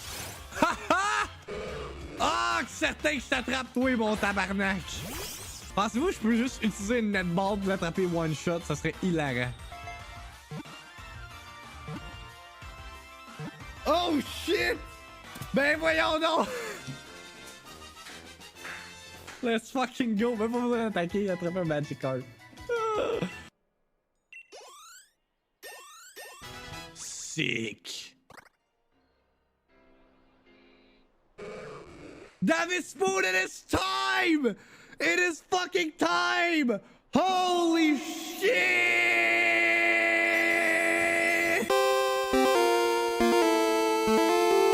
Let's fucking go! Let's fucking go! Let's go! La petite grosse est rendue chicks! Take this, motherfucker! Oh my fucking god! 3 level under, ça fait rien! It doesn't do shit, boy! You are dead! On a réussi le gym sans perdre un fucking Pokémon! Let's go! Everyone lives! Let's fucking go! Welcome back, les amis! On poursuit notre show avec d'autres actualités qui incluent Balatro qui vend la moitié d'1 million de copies. Man, air horn puis un round of applause. Well fucking deserved for this game, qui est pratiquement un des meilleurs jeux qui est sorti en 2024 là, comme petite sortie de nulle part, faite par un dude qui est du roguelite poker ou deck building poker, right? Moi puis Max Névralgique. Encore une fois, tout ça est grâce à moi et Max Névralgique. Donc encore une fois, round of applause for your boys. Les deux Max, man, qui font vendre la moitié d'1 million de copies de Balatro. Fait qu'en 10 jours de sortie, là, le jeu a vendu 500 000 copies. On peut regarder sur SteamDB où est-ce que le player count se situe. J'imagine que ça doit être pas pire haut. Yeah, là, c'est pretty consistent depuis sa sortie, là. 24-hour peak de 30 000 joueurs. OK? 37 000 joueurs all-time peak atteint v'là 4 jours. Puis comme on va voir, là, people be playing this game. They're really digging it. Et yeah, man. Comme j'ai dit, this game's great. Comme... Mais vous avez même pas besoin de comprendre le poker pour apprécier ce que Balatro dégage. Je vous le dis, vous allez être hook. Vous allez être hook. Ça va peut-être même justement vous attirer vers les deck building games. Là. Moi, c'est ça m'a fait réaliser que je ne devrais pas sous-estimer les deck building games moving forward. Fait que shout out Balatro. Play Balatro. Les amis, hashtag play Balatro. Next story pour aujourd'hui, ça implique la sortie de WWE 2K24 qui, on a vu avec le review roundup qu'on a fait lundi si je me trompe pas, c'est considéré le meilleur jeu de lutte venant de Visual Concepts. Toutefois, ça vient avec son lot de controverses puisque, ben, on l'a couvert v'là quelques semaines, tout le scandale impliquant l'ancien chef de la WWE, Vince McMahon, right? Il y a une poursuite légale qui a été entamée, qui l'accuse, entre autres, de sexual trafficking, mais aussi d'agression sexuelle, right? Il y a aussi Brock Lesnar qui est mentionné dans toute cette poursuite légale. Brock Lesnar a été retiré du cover de WWE 2K24. Ou du artwork, là, je me rappelle plus trop. Là, ça, c'est le cover. Goddamn, ce truc-là devait être printé depuis un bout. Fait que, whoops. Fait que, mais là, il y a des portions du jeu de WWE 2K24 qui ont censuré la présence de Vince McMahon. Parce que pour ceux qui ne le savent pas, WWE 2K24, son point vendeur principal, là, du moins pour la campagne, c'est que ça raconte les 40 ans ou ça recap les 40 ans de WrestleMania, qui est quand même un gros événement d'envergure dans tout ce qui est le lore de la lutte. Right? Fait comme VGC rapporte, WWE 2K24 has censored archival footage of Vince McMahon during certain sections of its showcase mode. McMahon is currently the subject of a lawsuit accusing him of sexual assault and trafficking. Quand même, shout out là, parce que c'est tout récent, là, ça date pas de genre le 6 mois, là, cette histoire-là, là, ça date de un mois. Fait que shout out là, à Visual Concepts et 2K qui ont pas chômé pantoute là, pis qui ont appliqué ça pour essayer justement de pas mettre de l'avant un piece of shit comme Vince McMahon. Là. Comment tu peux faire des trucs horribles et te dire personne va le dire jamais quand aujourd'hui quelqu'un dit une affaire et t'es out? Ben c'est ça. Ils l'ont même pas censuré au complet. Le match Raw contre Austin, il avait pas le choix de le laisser. Ah ouais? On va lire l'article, j'imagine ça détaille un peu plus qu'est-ce qui a été censuré. McMahon, who is currently subject of a sexual assault and trafficking lawsuit, appears in archival footage as part of the game's WrestleMania Showcase, a mode in which players recreate famous WrestleMania matches. Most footage of McMahon has been blurred, which, due to his prominence in several cutscenes, leads to some moments in which half of the screen is taken up by a blurred face. McMahon was not the only real-life head of the wrestling promotion, but also played the villainous Mr. McMahon, an authoritarian character that was the mainstay or a mainstay of WWE programming for decades. McMahon quit the organization after an ex-employee, Janelle Grant, filed a lawsuit accusing him and former executive of sexually assaulting and trafficking her to entice wrestling talent. Despite being blurred in some showcase scenes, McMahon isn't fully censored from the mode. He does appear as an in-game character during a match between The Rock and Stone Cold Steve Austin and appears unblurred during mid-fight cutscenes here. Ouais, j'imagine que c'est plus difficile de le censurer dans le jeu itself que dans une cutscene, right?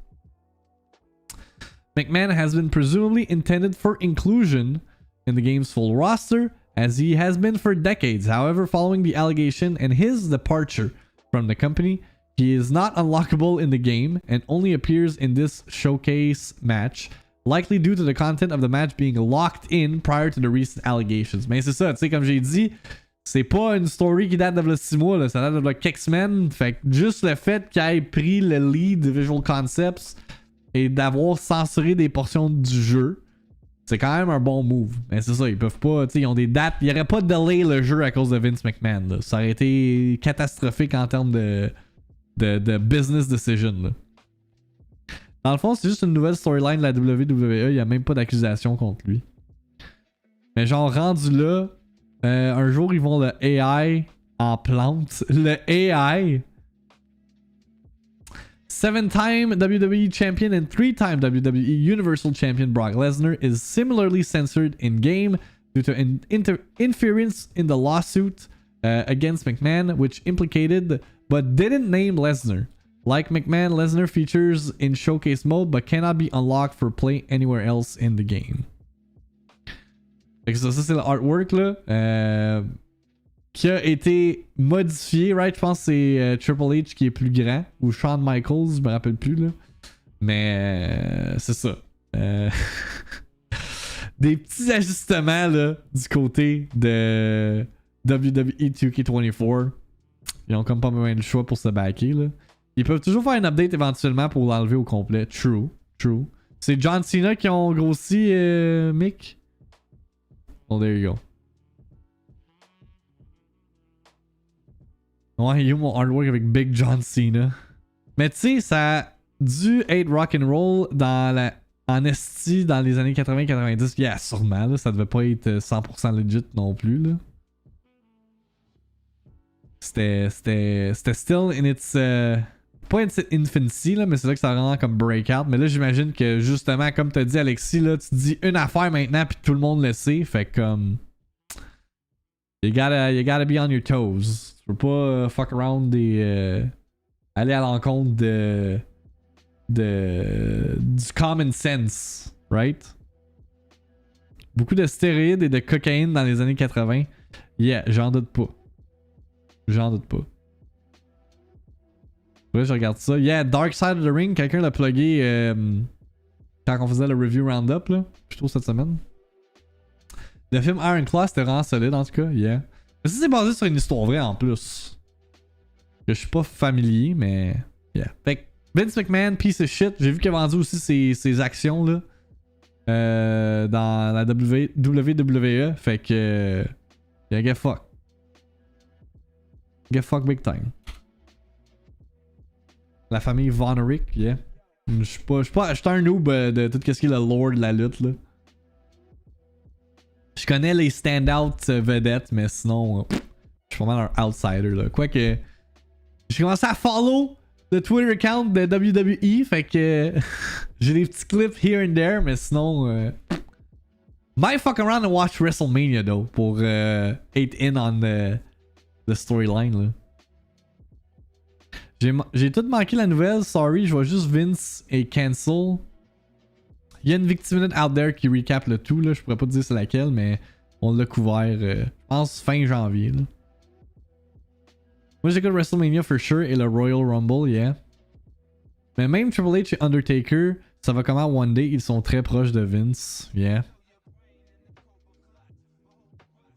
Dommage. Triple H est... Triple H seems like a good guy. Il connaît pas. Undertaker, man, it's gonna have a par, man. I don't want to fuck with the Undertaker. Are you kidding me? Says who? This guy, qui connaît absolument rien à la lutte. Yeah, j'avais déjà fait mon timestamp. I think. On va le refaire d'un coup que j'ai oublié. Xbox Partner Preview. Ça a lieu cet après-midi, 13h heure du Québec. Des updates venant de partenaires d'Xbox. Il y a le jeu de Capcom que je pourrais pas vous dire le nom at the top of my head parce que le nom il est bizarre as fuck. Quoi d'autre qu'on a? Tales of Kanzara Zao. Peut-être une annonce d'un ajout dans Game Pass. On a aussi the First Berserker Kazan et d'autres jeux. C'est Kinitsugami Path of the Goddess. Le nom du jeu de Capcom random. Fait que yeah, 30 minutes de non-stop, no-frills news and updates concernant des partenaires à Xbox. C'est une des affaires qui a comme fuité là ce matin / hier. C'est Stalker Legends of the Zone Trilogy. Il y a un listing dans les Japanese retailers qui a fait surface. Sur PlayStation principalement. Stalker! Arigato! Fait que là, je sais pas c'est quoi Stalker, tu sais, je sais qu'il y a Stalker 2 qui s'en vient plus tard cette année, là. J'ai l'article de VGC qui décortique le tout parce que je ne suis pas familier avec Legends of the Zone. Fait que, as spotted by Gematsu, several Japanese retailers have started taking pre-orders for a PS4 version of the title, which is listed for release on June 27th. The 3-game collection includes the original Stalker Shadow of Chernobyl, its prequel Stalker Clear Sky, and its sequel Stalker Call of Pripyat. Originally released for PC in 2007, 2008, and 2009 respectively, the first-person shooter survival horror games will be making their first appearances on console. Fait que, tu sais, si t'as Stalker 2 qui sort plus tard cette année, tu veux générer un intérêt pour la franchise Stalker, ben sors tes vieux jeux dans une collection. That's a great way to generate some interest. Fait que ça pourrait bel et bien être annoncé lors du partner preview d'aujourd'hui. GSC Game World qui sont proches d'Xbox, right? Si je me trompe pas, Stalker c'est Day One Game Pass à sa sortie. Donc, yeah man. On verra si c'est bel et bien le cas later today. Stalker 2 est pas juste sur Xbox for now. Bonne question. Let's find out. Xbox Series et PC selon le VIICTIIMINUTE calendrier, donc would make sense que actually non, parce que ça dit PS4.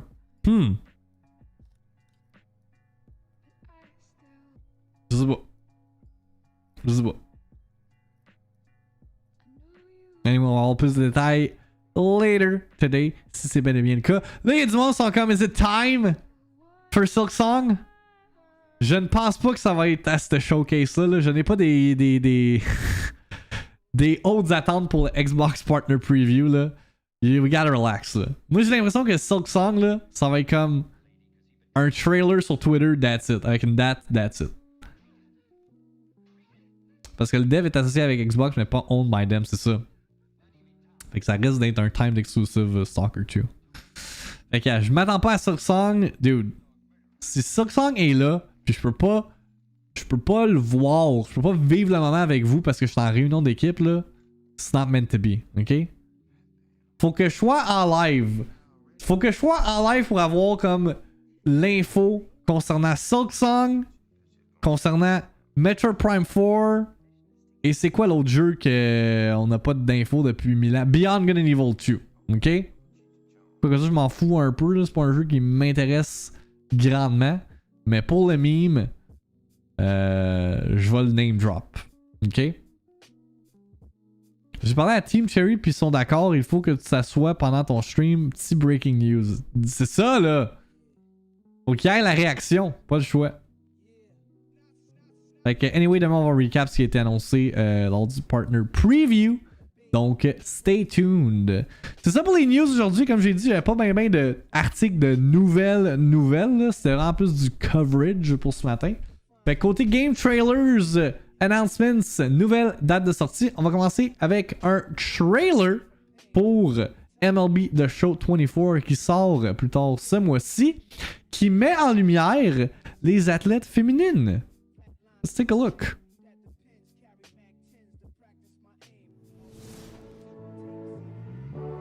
Je pense que c'est une première pour MLB The Show, right?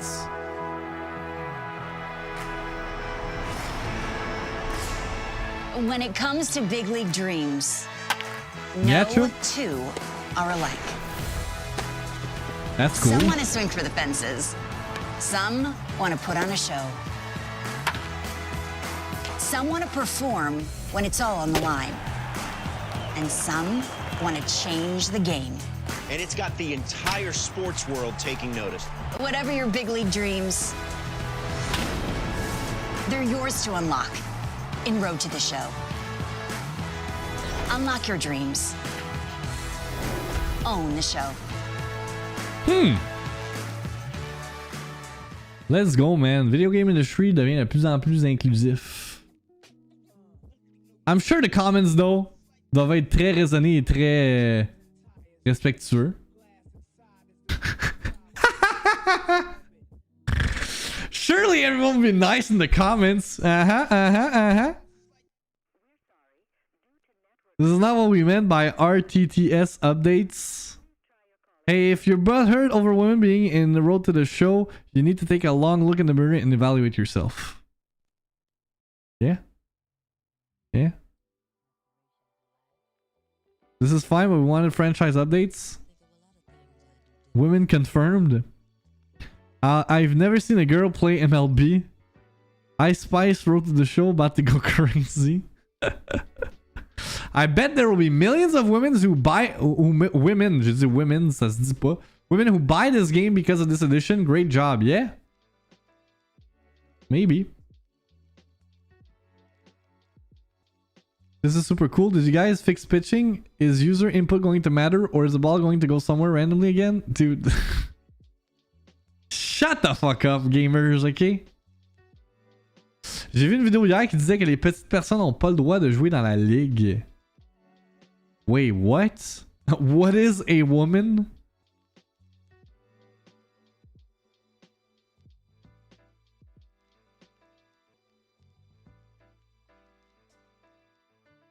W, but where's the franchise news? I want a non-binary ball player. Hey, si tu veux être encore plus inclusif, là. You know what to do, Sony San Diego. Ok, j'ai peut-être scrollé un peu trop loin. Dude, hey, man. Naviguer Twitter ces temps-ci, là, you never know, man. You never fucking know. You gotta be safe out there. You gotta be safe out there. Tu sais jamais où est-ce qu'il y a un OnlyFans bot qui peut popper puis qui dit pussy in bio, man. Stay safe, people. Qui sont encore sur Twitter. Next trailer. Hades s'en vient sur iOS via Netflix le 19 mars. Ah, this is not good. This is about to be an obsession, man. Quoique j'ai plus accès à un Netflix account, fait que we might be good. You shall never reach the surface. Go, see for yourself. I can do this.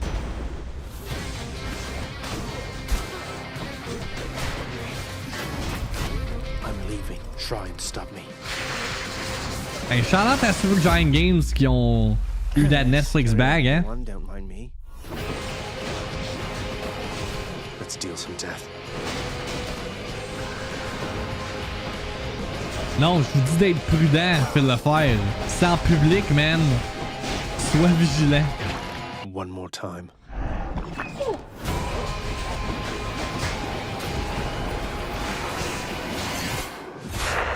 Yep, sur mobile, mais faut que t'aies un Netflix account. Yeah, ils ont eu le PlayStation Plus bag, si je me trompe pas, Droppy, le Game Pass bag, le Netflix bag, le Game of the Year bag, genre comme fuck. Android bientôt. Ça le dit pas. Est-ce que Netflix Games c'est juste exclusif à iOS? Je pense pas, right? C'est. Epic Games aussi, c'est vrai, il était Epic exclusive au début. Mais si vous avez pas joué à Hades en 2024, qu'est-ce que vous faites? Ben oui. Troup, mais il y a beaucoup de monde sur leur téléphone intelligent qui joue à genre Candy Crush aussi, faut pas oublier. Là tu leur ramènes un peak video game experience. C'est autre chose. Oh god, c'est mobile, I just came back. Dude, avec le backbone, là, ça doit marcher comme du monde. Je sais pas pour les touch controls, par exemple, but yeah. 80s on mobile, le 19 mars. Là, j'ai vu ça aussi ce matin, là, je l'ai pas ajouté, là. Project Tower. What the hell is this all about? An Unreal Engine 5 game they describe as such. In this third-person shooter that combines bullet hell and transformation abilities, use your power to copy enemies' skills and solve puzzles to escape the alien tower that's holding you prisoner. Intéressant. Survivors. This is not a drill. Yeah, no, exact Nashi, fuck that. From the world that was. If you're hearing this, it means the invaders have already reached our doorstep. Humanity's time is running out. It's been a few days since they first descended upon us. An extraterrestrial force hell-bent on wiping us out. Cities have crumbled. Families torn apart. We are witnessing the end of an era.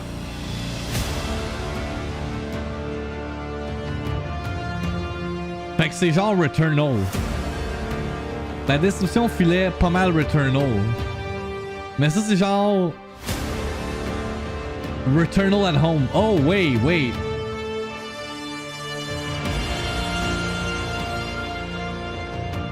This took a turn, a weird turn.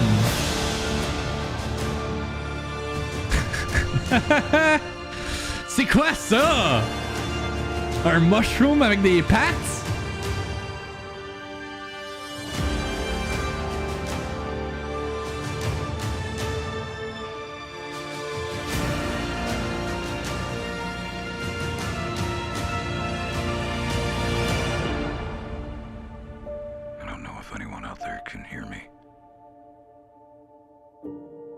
Stop broadcasting until the last breath leaves my body.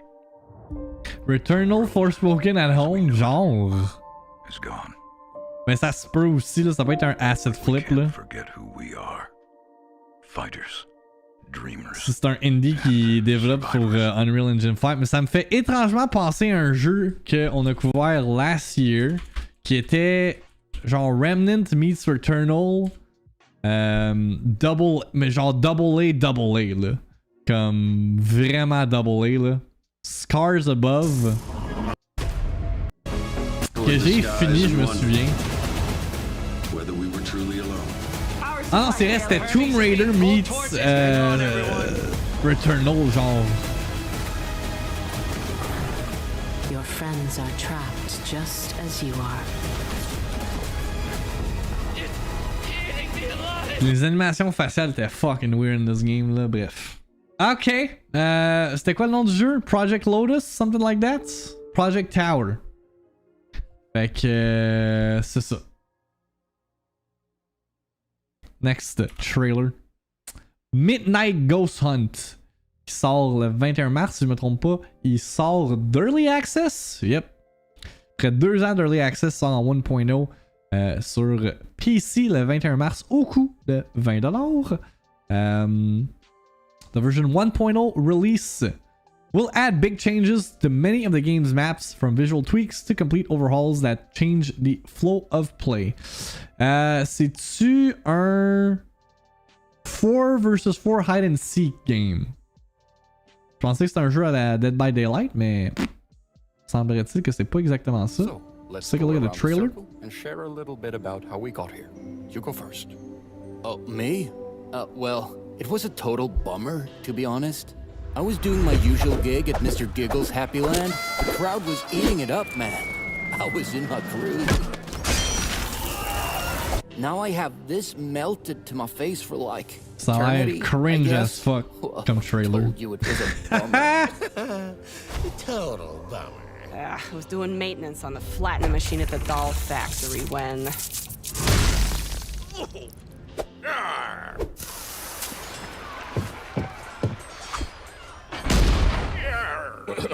We perished by lead poisoning. You little...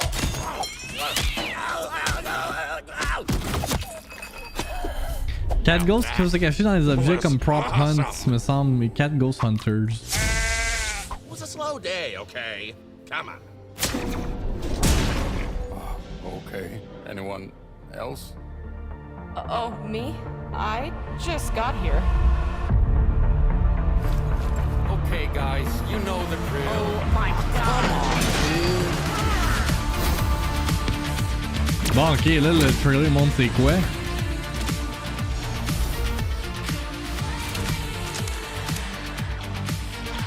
Le jeu de Ghostbusters, c'est pas un peu ça, justement?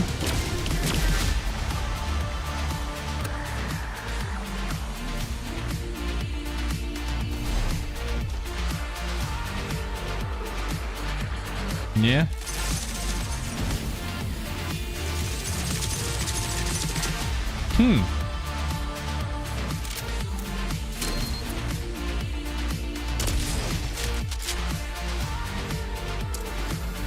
C'est quand même un cool concept. Mais faut que tu joues avec des amis, je pense. Là. Si tu joues pas avec un groupe de 4, ça va être un peu moins agréable.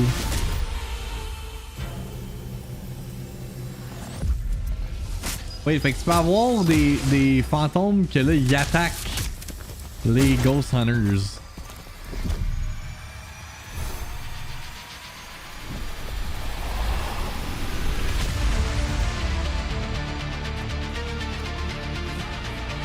Même qu'il y a genre plusieurs game modes.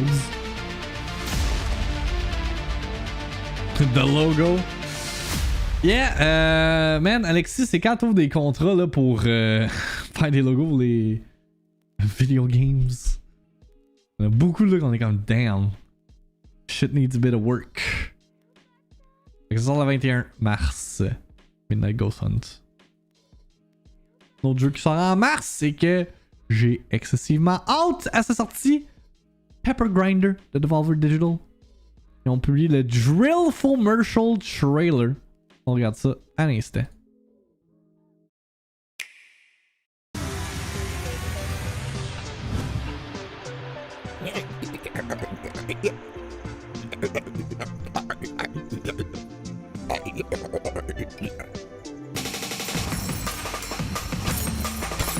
Le gros drum and bass.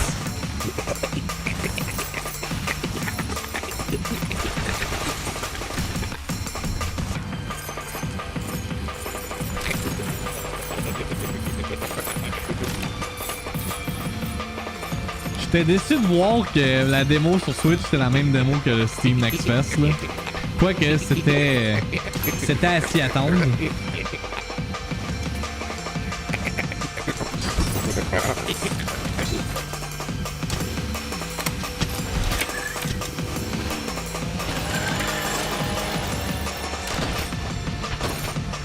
Il parle la gorge, c'est beau. Oh damn, what the fuck? Yo, tu veux contrôler genre un robot en plus?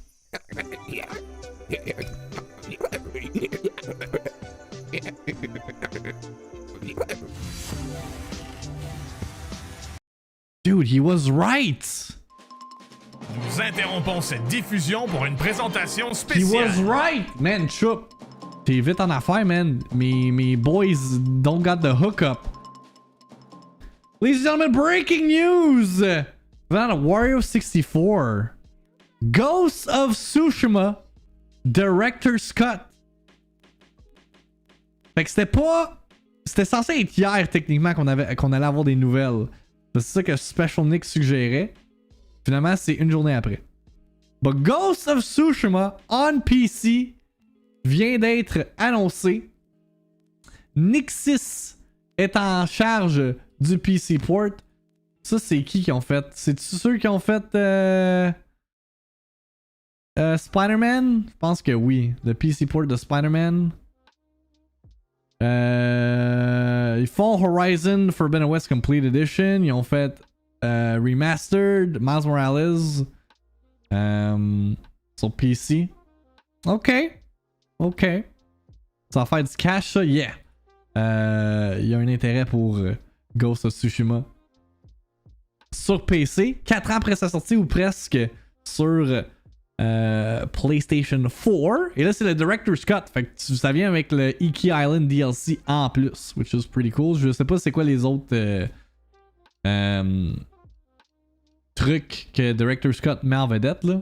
À part justement le rehaussement, les petits rehaussements graphiques, là. Il y a aussi Ghost of Tsushima Legends. Est-ce que ça c'est inclus dans le Director's Cut? Je sais pas. J'ai fait ce jeu-là complet PS4 Pro avec le DLC, c'était awesome. Yeah, it's pretty good. Oh, wait, hold up.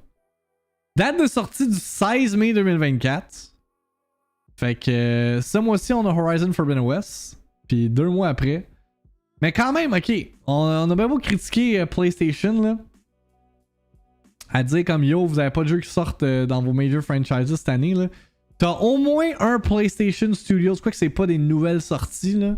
Mais tu sais, comme mars, t'as Horizon Forbidden West sur PC. T'as Rise of Ronin qui sort dans le même mois. Avril, t'as Stellar Blade. Il va sûrement avoir something else pour fill in that gap. Mais t'as Ghost of Tsushima sur PC. Fait comme un petit peu de constance, mais c'est ça. C'est pas de nouvelles sorties, là. Fait que du monde qui vont s'en crisser un peu. Regardons le trailer pour Director's Cut on the PC. I swore to protect this island with my life. But now the Mongols have stolen our home, killed our samurai. I will kill them all.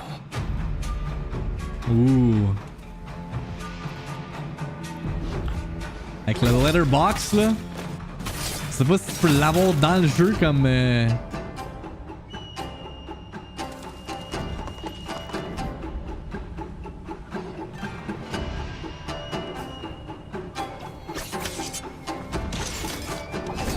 Well, this looks good.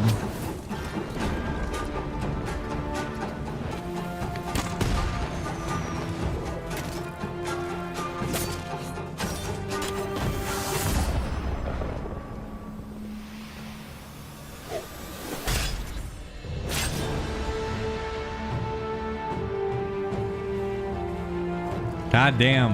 大高が対馬に石膏を送り、俺はその所業を見た。奴らを止めねばならん。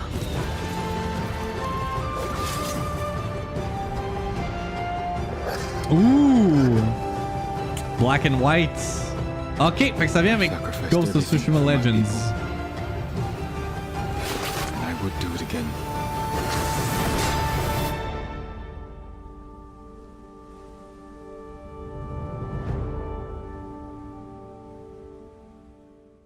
Cool.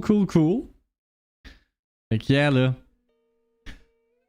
Du momentum pour le PC rollout de jeux PlayStation là, avec le succès de Helldivers, le Ghost of Tsushima. Director's Cut qui arrive le 16 mai. That's gonna be good. On a-tu d'autres détails? As-tu comme un blog post? Yeah, we do. On va voir s'il y a d'autres détails. Let's see. Fully optimized for 21:9 and 32:9 resolution and even supports 48:9 for triple monitor setups. Yo. This is for your boy. NVIDIA DLSS 3, AMD FSR 3 available. Intel XESS upscaling is also supported, and if your hardware has headroom to spare, you can use NVIDIA DLAA or FSR3 native AA to further boost image quality. God damn. DualSense haptic feedback, adaptive triggers, c'est là aussi. You can wishlist and pre-purchase Ghost of Tsushima Director's Cut now on Steam and Epic Games Store. If you pre-purchase the game, you'll get access to the following in-game unlocks when the game releases May 16th. New Game Plus Horse, Traveler's Attire, Broken Armor Dies from the Baku shop. Kind of lame, but hey. Yeah. There we go. Special Nick was kind of right. Ça s'en venait cette semaine. Mais pas le 5 spécifiquement. C'est terminé Assassin's Creed, mais que t'es tanné de la formule Ubisoft, Sushi Man is the way to go. Sushi Man. Sacrément. Cool. On avait fini de regarder le trailer pour Pepper Grinder, fait que... Il y a Pepper Grinder qui sort le 28 mars, demo available now. What if qu'il y a une autre démo sur Switch qui s'en vient? Genre... pour Princess Peach Showtime, les amis. What if? C'est ce que Pi-Oro suggère, là, je l'avais pas mis dans mon planning, mais là je viens de voir VGC parce que c'était du gros... c'est de la grosse spéculation, là. Rien de confirmé. Mais là, VGC a écrit un article on it, fait comme ça donne un peu plus de traction et de valeur à ce que je pensais. Reliable Nintendo leaker Pi-Oro previously tweeted the name of the game in Japanese back in September of 2023, 5 days before Nintendo actually revealed it.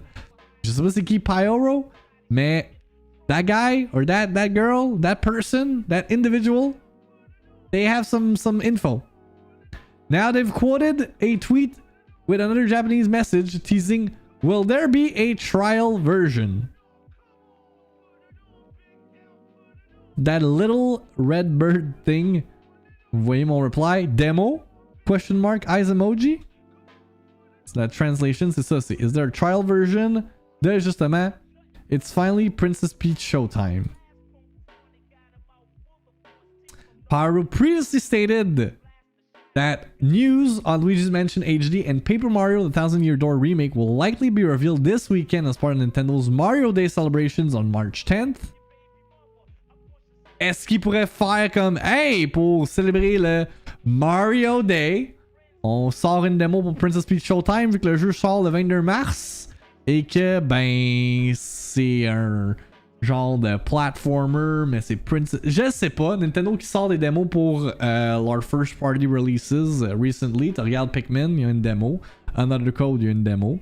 Mario vs Donkey Kong, il y a une démo même si ça a duré 5 minutes. Fait que why not Princess Peach Showtime as well? Pour générer de l'attention. It's demo season, là. Avec Dragon's Dogma, potentiellement cette semaine. Rise of the Ronin, potentiellement next week. Et là, Princess Peach Showtime. Fait qu'on verra. Keep an eye out. But the big bird, the big red bird, knows something. Si on revient à nos trailers.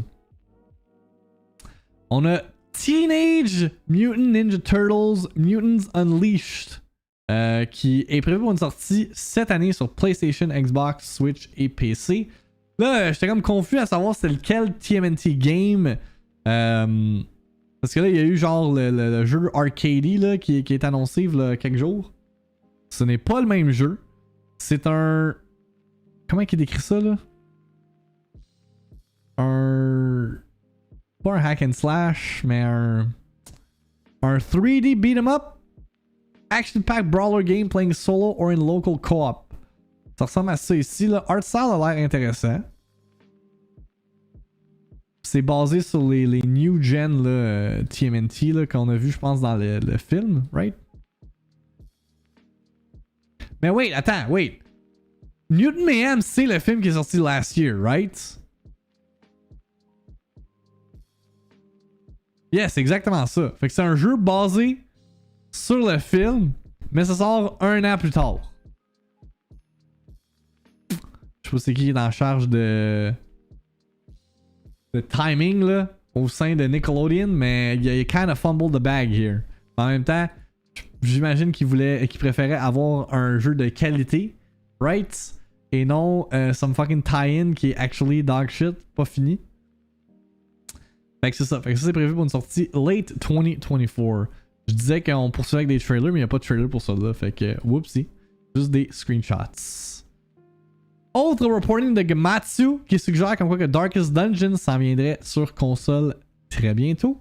Rating brésilien qui suggère une sortie sur PlayStation, Xbox et Switch.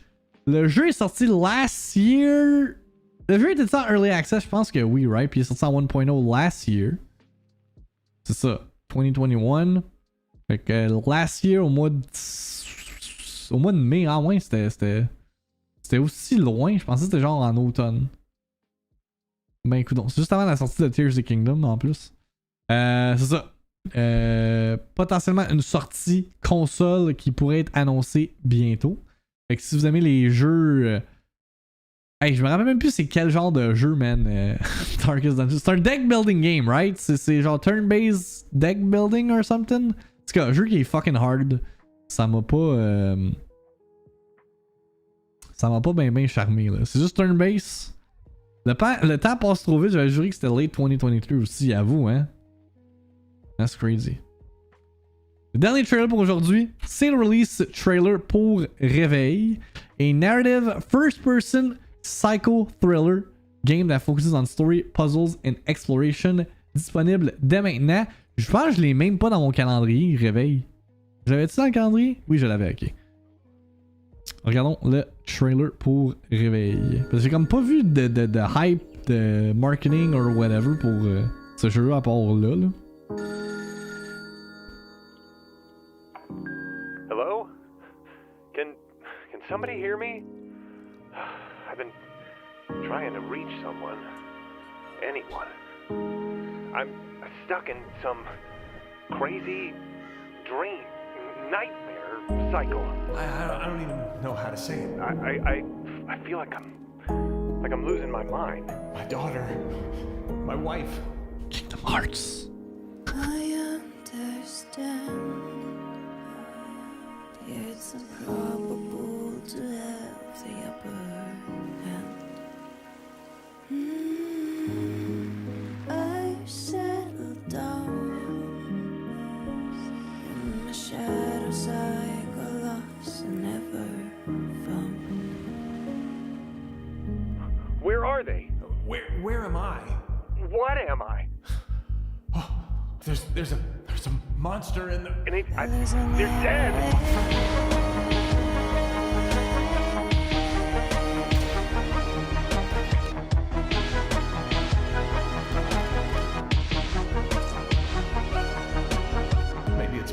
Il y a des critiques qui sont sorties pour ça, j'ai comme pas vu de coverage at all pour... My name is Walter Thompson.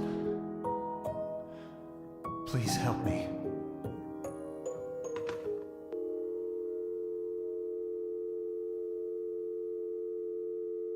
Non. Ça va ressembler à Alan Wake. Aucune idée. Mais je m'attends pas à de la grosse qualité pour vrai parce que c'est Daedalic Entertainment qui est associé à la sortie de ce jeu-là. Daedalic qui a publié, on se souvient bien, Gollum, The Gollum Game de l'année dernière. Fait que c'est ça. Just saying. Just saying. C'est un gameplay vidéo. Ah, j'imagine. J'imagine, mais c'est your typical mixed Steam review spoopy game. En tout cas, ça a l'air de ça, là.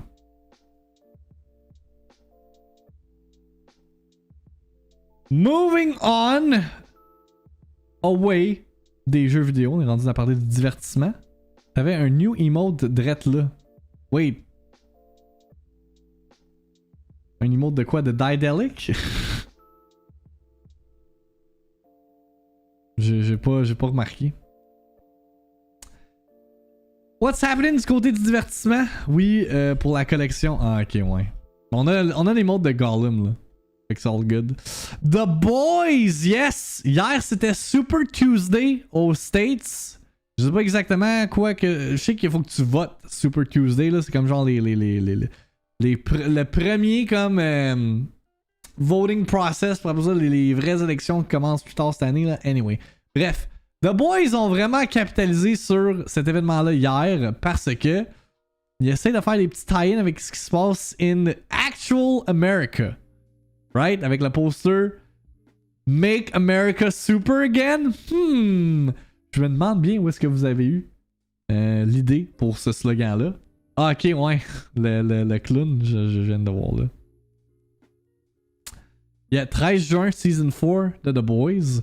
Et là, Victoria Newman, qui fait un genre de ad campaign pour Super Tuesday pour promouvoir The Boys Season 4. You gotta love it. Hey everybody. You gotta love I've it. been out on the campaign trail, where Robert Singer and I have been hard at work, bridging the divide between the human and superhuman communities. I've seen that divide firsthand in my 3 years running the FBSA. Ça lui fait sauter les têtes. Hey! Spoiler! Of countless congressmen and women. I even felt it last night, as a milkshake hurtled towards me at a town hall amid chants of Soup Lives Matter. Rest assured, J'adore qu'ils font des tie-ins avec les enjeux in real life. C'est great. You deserve to have a voice. You deserve a government that treats you fairly. And that's why, when our ticket is elected, we'll be creating a new position designed to give the superhuman community a seat at the table. Honestly, it's mind-blowing that it hasn't happened already. But strengthening protection of both humans and superhumans alike is our campaign's top priority. It's an honor to have Vought's and Homelander's endorsements as we take aim at that goal. And it would be an honor to have your vote. Let's get to work. Sacrament. Oh, wow. I can't wait, dude, for this. This is gonna be good. This is gonna be some good television, les amis. We ain't ready for it. Speaking of good content, j'allais faire un segue avec Good TV, là, mais on peut le faire rendu là. On parlait de Avatar parce que là, je viens de voir que le Netflix show non seulement a atteint 19,9 millions de visionnements depuis sa sortie du... C'est-tu le 26 février qui est sorti? Il est sorti last week? Non, il est sorti il y a 2 semaines.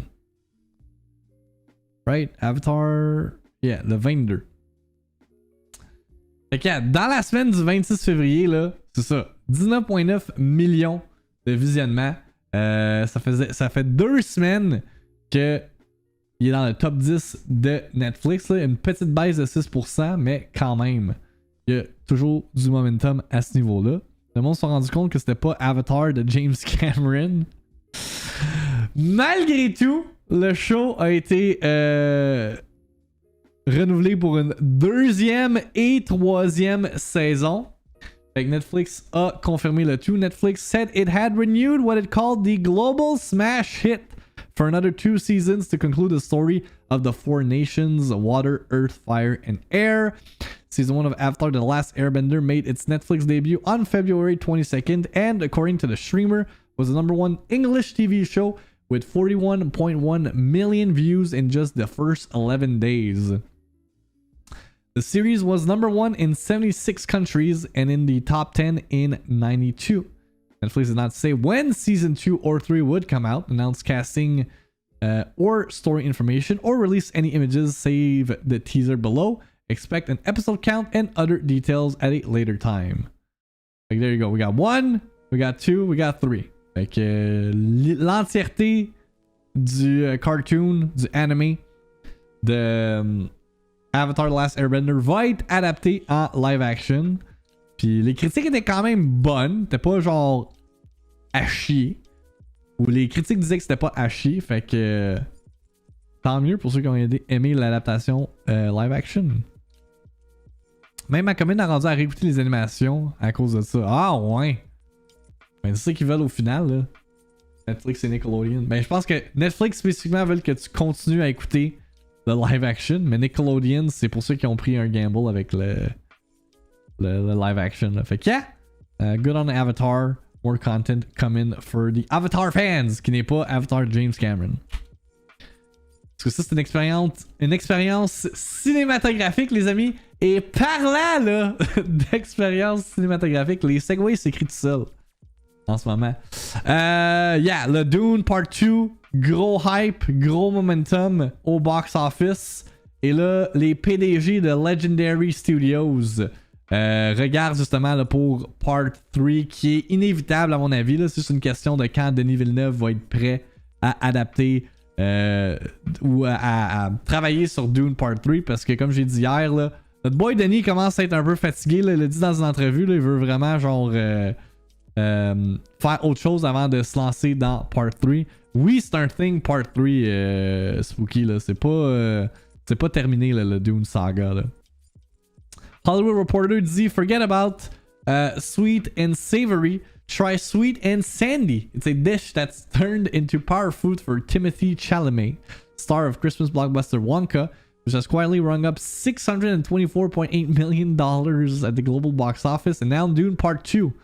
Last year, the young actor rocketed to #7 on the list of top grossing stars at the 2023 worldwide box office, up from number 33 in 2022 and number 49 in 2021. Damn.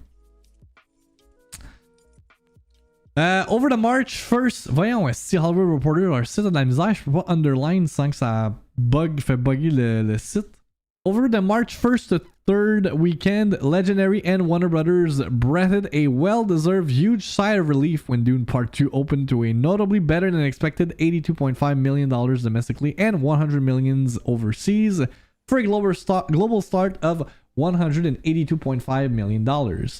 Rival studios believe Dune, which cost a net $190 million to make after production and tax incentives, is almost certain sail past its break-even benchmark of $500 million and ultimately earn $600 million to $700 million, hampered by pandemic-era constraints and day-and-date release on Max. The first Dune topped at $433.8 million. Voyons, mon œil est encore en train de faire des siennes. God damn it! Yo, ça gosse, là.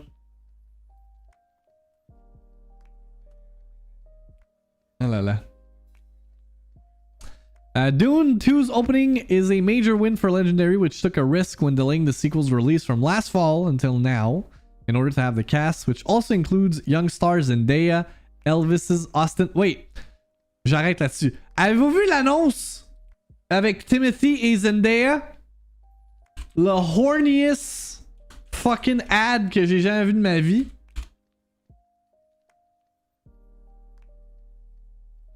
Hang on.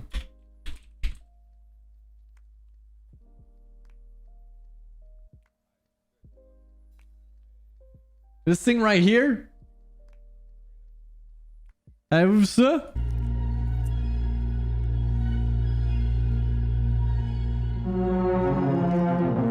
Ok, la musique, c'est pas la bonne musique là, mais...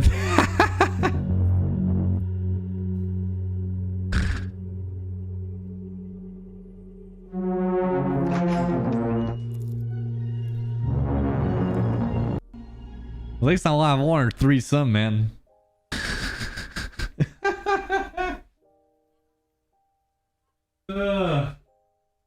So weird. Yeah, welcome to our sex dungeon. Le genre de regard que le couple que tu as invité t'a fait juste avant que tu commences à avoir flou après que ton... Ouais, c'est ça, exact. Ton drink is spiked. Hey, join us in this back room over there. Sure, you can take your popcorn. You won't need it. Ask about plans for the third film. Grody's enthusiastic tone suggested there could be news soon. We're all actively engaged in Dune Part 3. That's what I'll say for right now. Et ça, c'est sans surprise, comme j'ai dit. Avec le succès de Part 2, c'est une question de quand Denis Villeneuve va être prêt à travailler sur ce projet-là. Prochaine story pour aujourd'hui. On a la dernière batch de présentateurs pour les Oscars qui va avoir lieu ce week-end. Le temps file, là. Passe vite tout ça. Fait que le 10 mars, dimanche, ça va être les Oscars pour 2024. Donc, présentateurs qui incluent des noms familiers: Emily Blunt, America Ferrera, Ryan Gosling, Ariana Grande, Ben Kingsley, Melissa McCarthy, Tim Robbins. Wait, what? C'est-tu qui que je pense? Ok, non, je me trompais avec Tim Robinson. J'étais comme, lui il m'a présenté un Oscar. Alright. Steven Spielberg, Anya Taylor-Joy, Charlize Theron, Christoph Waltz, j'allais dire Christopher Walken, mais c'est pas lui, et Forrest Whitaker. Quand même. J'ai jamais regardé les Oscars, mais il y a combien de présentateurs? C'est-tu un par prix? Non, habituellement c'est 2, des fois 3, là. C'est jamais comme tout seul.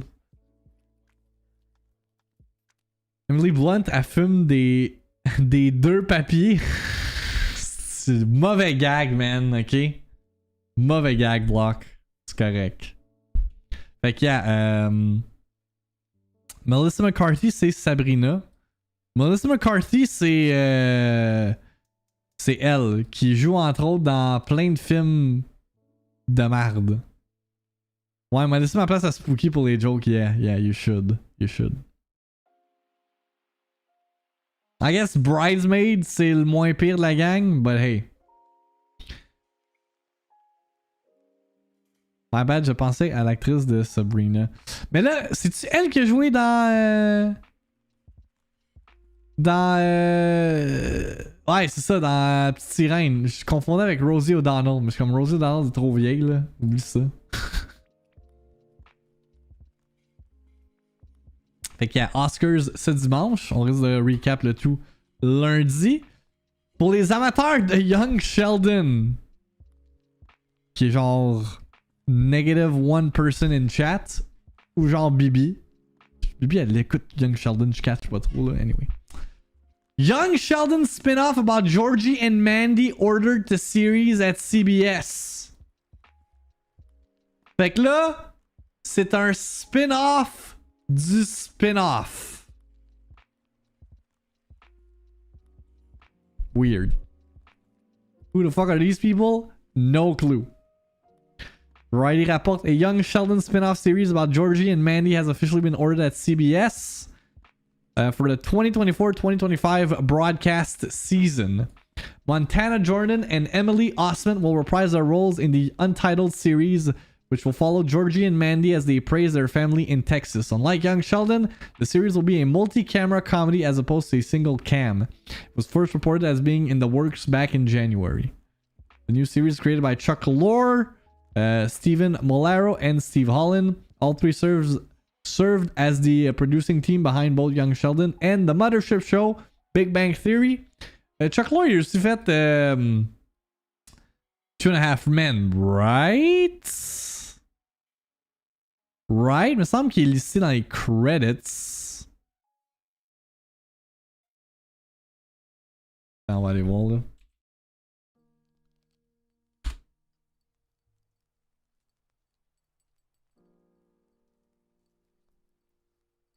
Il a fait beaucoup de shit là, mais...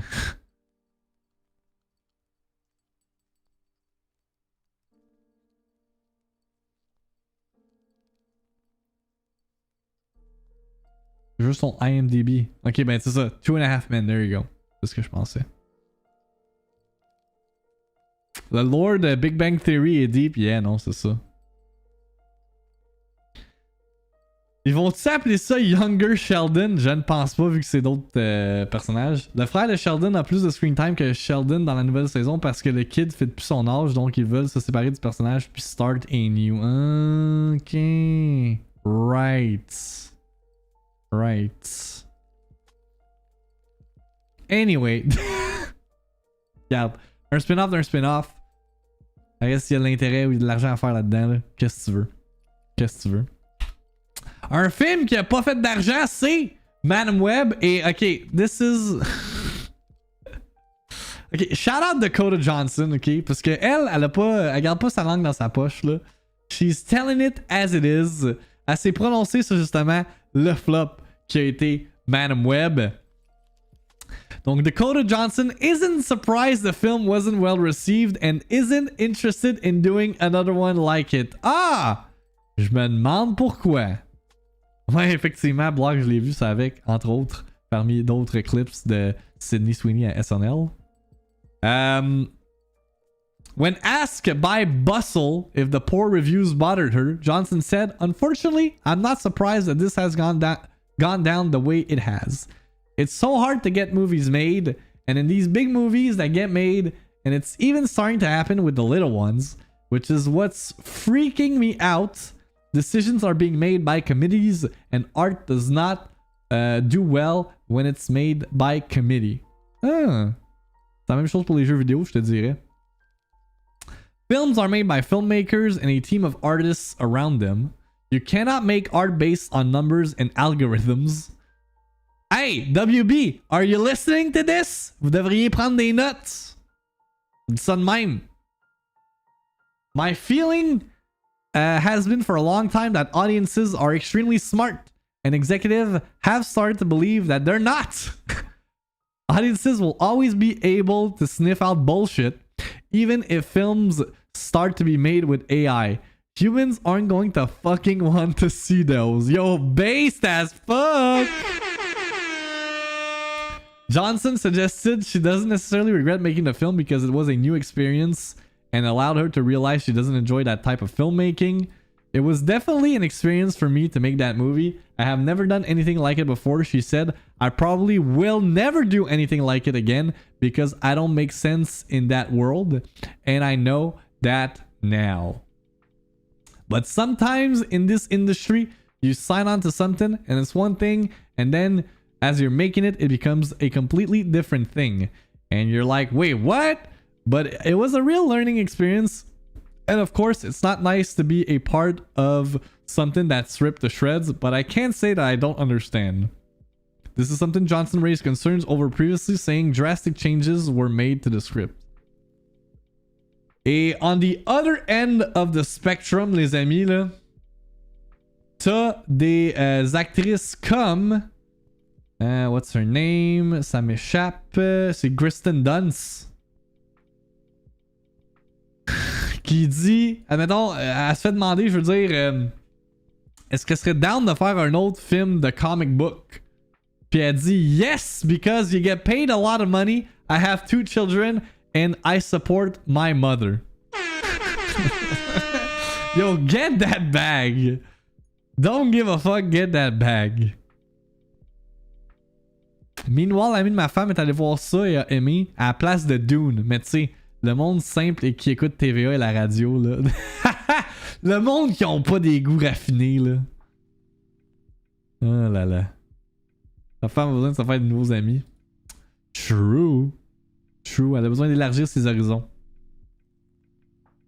Comme James Gunn fait avec Superman Legacy.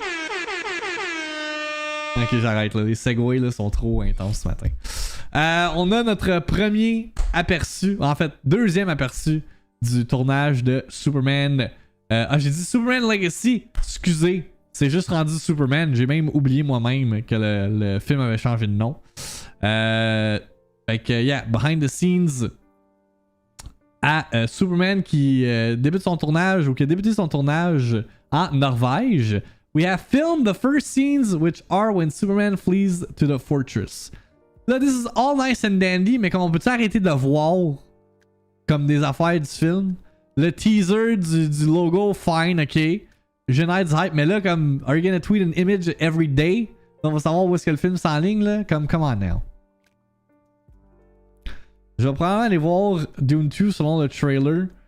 Ça semble un peu mieux que le premier. Ça reste que ça ne semble pas être un film hyper méga bon comme les critiques le disent.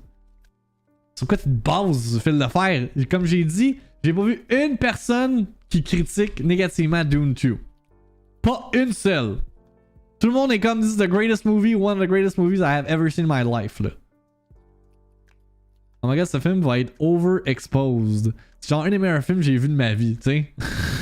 Puis Alexis, c'est un movie junkie en plus, là. Ben, quoi que c'est peut-être pas représentatif, parce que justement, c'est un movie junkie, mais bref.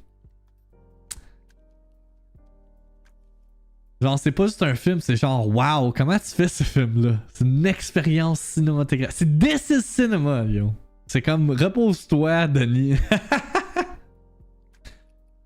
Oh là là. Là, faudrait que je me tape un marathon de films de Denis Villeneuve, là, comme que j'avais fait avec Christopher Nolan, là, quand j'avais écouté The Prestige, Memento, Dunkirk, genre back-to-back, là. Je devrais me taper genre Prisoners, Sicario, Arrival. J'ai pas vu Sicario puis Arrival. Puis j'ai vu une partie de Blade Runner, me semble, je suis plus sûr. Yeah, Prisoner, c'est un de mes films préférés ever, là. God damn, that movie is awesome. Genre, pour vrai, c'est un true quadruple A movie. Ils sont tous bons, sérieux. Prisoner, ça kick des culs, yeah, man. La scène dans la toilette, là, avec Hugh Jackman puis le marteau, là. Holy shit! That's something. Mais Arrival, dude, écoute ça. Arrival, c'est good. Il y a un feel qu'on retrouve un peu dans Dune, je trouve. Mais c'est ça, tu sais, comme si tu regardes le track record de Denis, là, tu sais, depuis. Ben, en fait, après Prisoners, là, il s'est vraiment comme lancé dans tout ce qui est sci-fi, là, si on regarde. T'sais, il a fait Prisoners, il a fait Enemy, puis là, Sicario, Arrival, Blade Runner, puis là, Dune. C'est pas mal tout du sci-fi, là, fait que. Hey, faut pas oublier que c'est le gars qui a fait Polytechnique aussi, man. Ça, là, that was huge back in the day.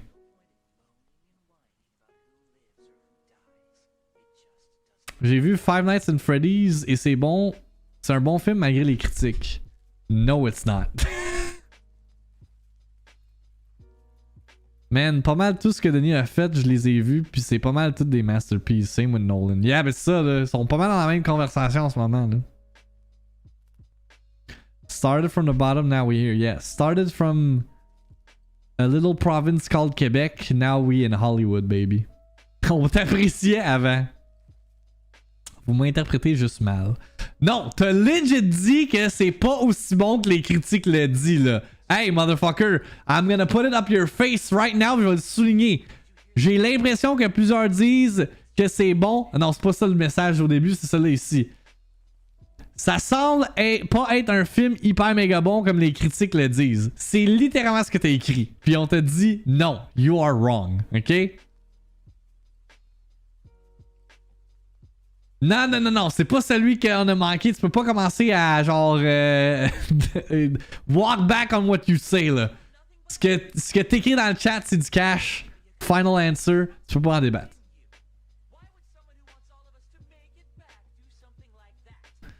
Denis est plus humble que Nolan, which means Denis is better than Nolan. Ah, ben, j'ai l'impression que Nolan est quand même très humble. Il est pas comme un Tarantino qui est genre I'm the greatest fucking individual on the planet. Ou genre Martin Scorsese, là. Mais je le trouve quand même humble, Nolan. Sérieux, j'ai rarement été stun par des scènes du genre wow, qu'est-ce qui vient de se passer. J'avais du respect pour Phil, c'est triste. Pièce touchée, pièce jouée. Exact! Je pense que Nolan est juste un peu awkward socialement. Ben, Nolan a l'air genre. Comment je pourrais te dire? C'est genre le Hideo Kojima. C'est genre le Hideo Kojima du film World. If that makes sense. Genre vraiment un deep fucking nerd pour le medium là.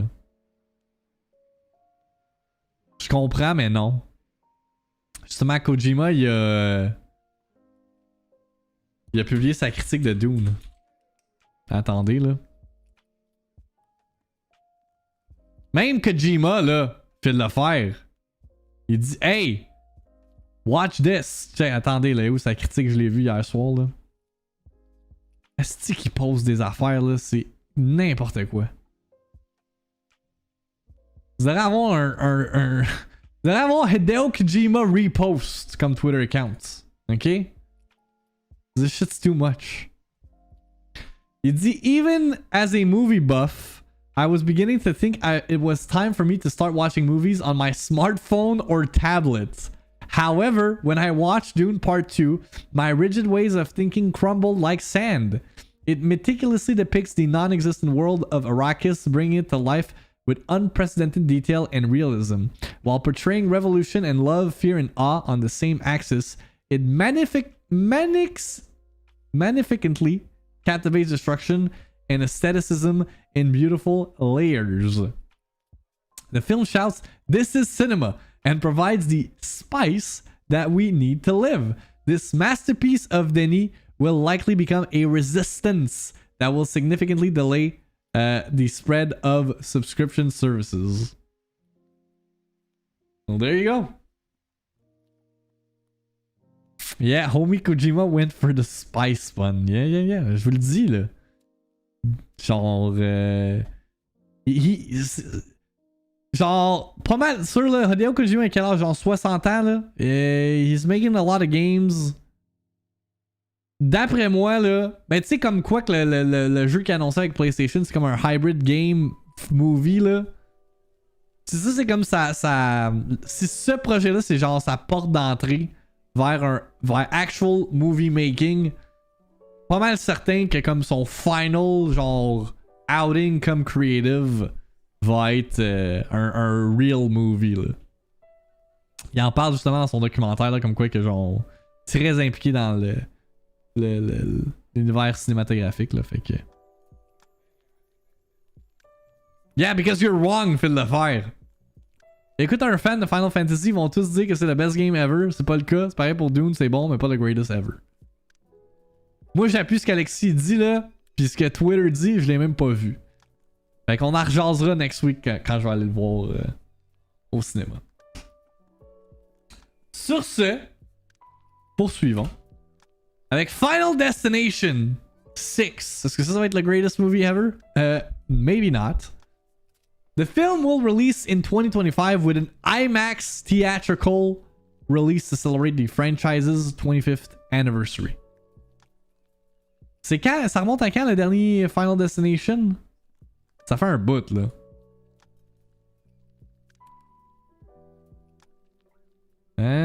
Let's see. Le 5 qui remonte à quand?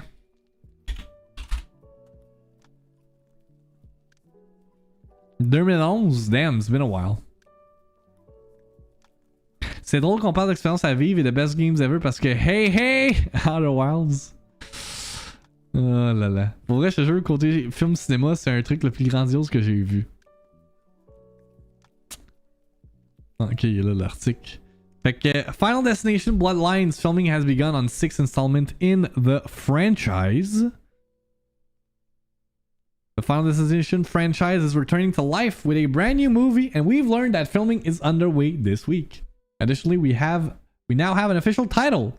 The 6th installment in the saga is titled Final Destination Bloodlines. Producer Craig Perry writes on social media this week, after a long, hard slog through the pandemic and the strikes, day one is finally in the can. 2025 will mark the 25th anniversary of the release of the first installment in the franchise. To honor the occasion with another worldwide theatrical release in IMAX, no less, is a rare and wonderful thing. Man, ce film-là en IMAX, ça doit être intéressant. Hot take, Final Destination, c'est super fun. Genre, j'adore les deaths bien passés. Oui, mais l'affaire qui arrive, c'est que ça donne un peu de l'anxiété de genre mort, right? Vu que Genre, il y a tellement d'affaires qui pourraient arriver dans la vraie vie, là. C'est plus comique que ça, yeah, of course. Ça, c'est genre du torture porn, tandis que ça, c'est genre... hey, what if que t'es dans un manège, dans un roller coaster, pis tout lâche, right? Ouais, on peut plus suivre un camion avec du bois sur l'autoroute. Non, c'est ça. C'est quoi que Block a dit par rapport à ça, là? La scène du 2 sur l'autoroute qui a marqué le cinéma quand on voit le truck avec des troncs d'arbres. À quoi on pense?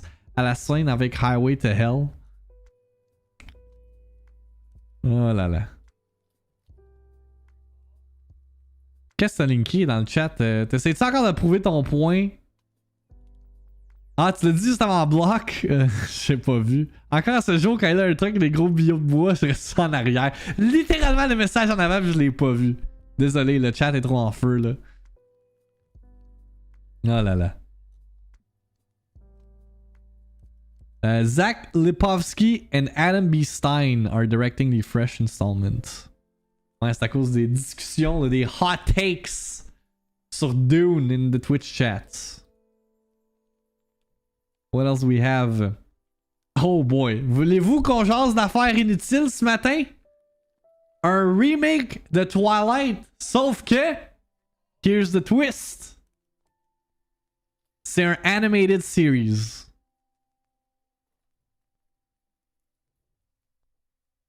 Ok. Ça va-tu, fil de fer? Why not?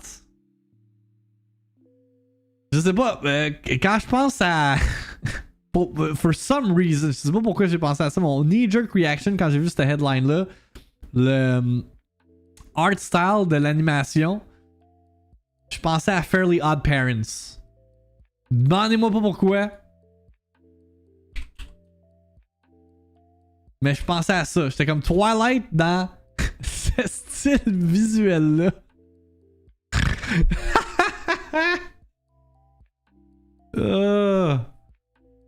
Mais tu sais, en animation, ça peut être plein d'affaires, là.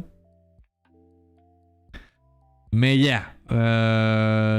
Ça serait un remake. Tu sais, comme Harry Potter, ça va être une série télévisée. Le remake de Harry Potter.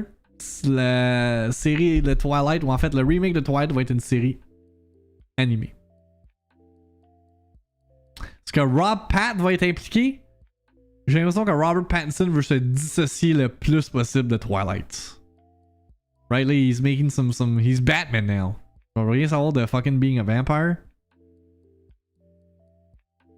Veut pas réincarner Edward Cullen. Pas mal sûr que Kristen Stewart, c'est le même sentiment, là. Surtout si tu regardes le film qui sort cette semaine, là. Avec elle, là, Love Lies Bleeding. She's out there doing different shit, là. From vampire to Batman, there you go.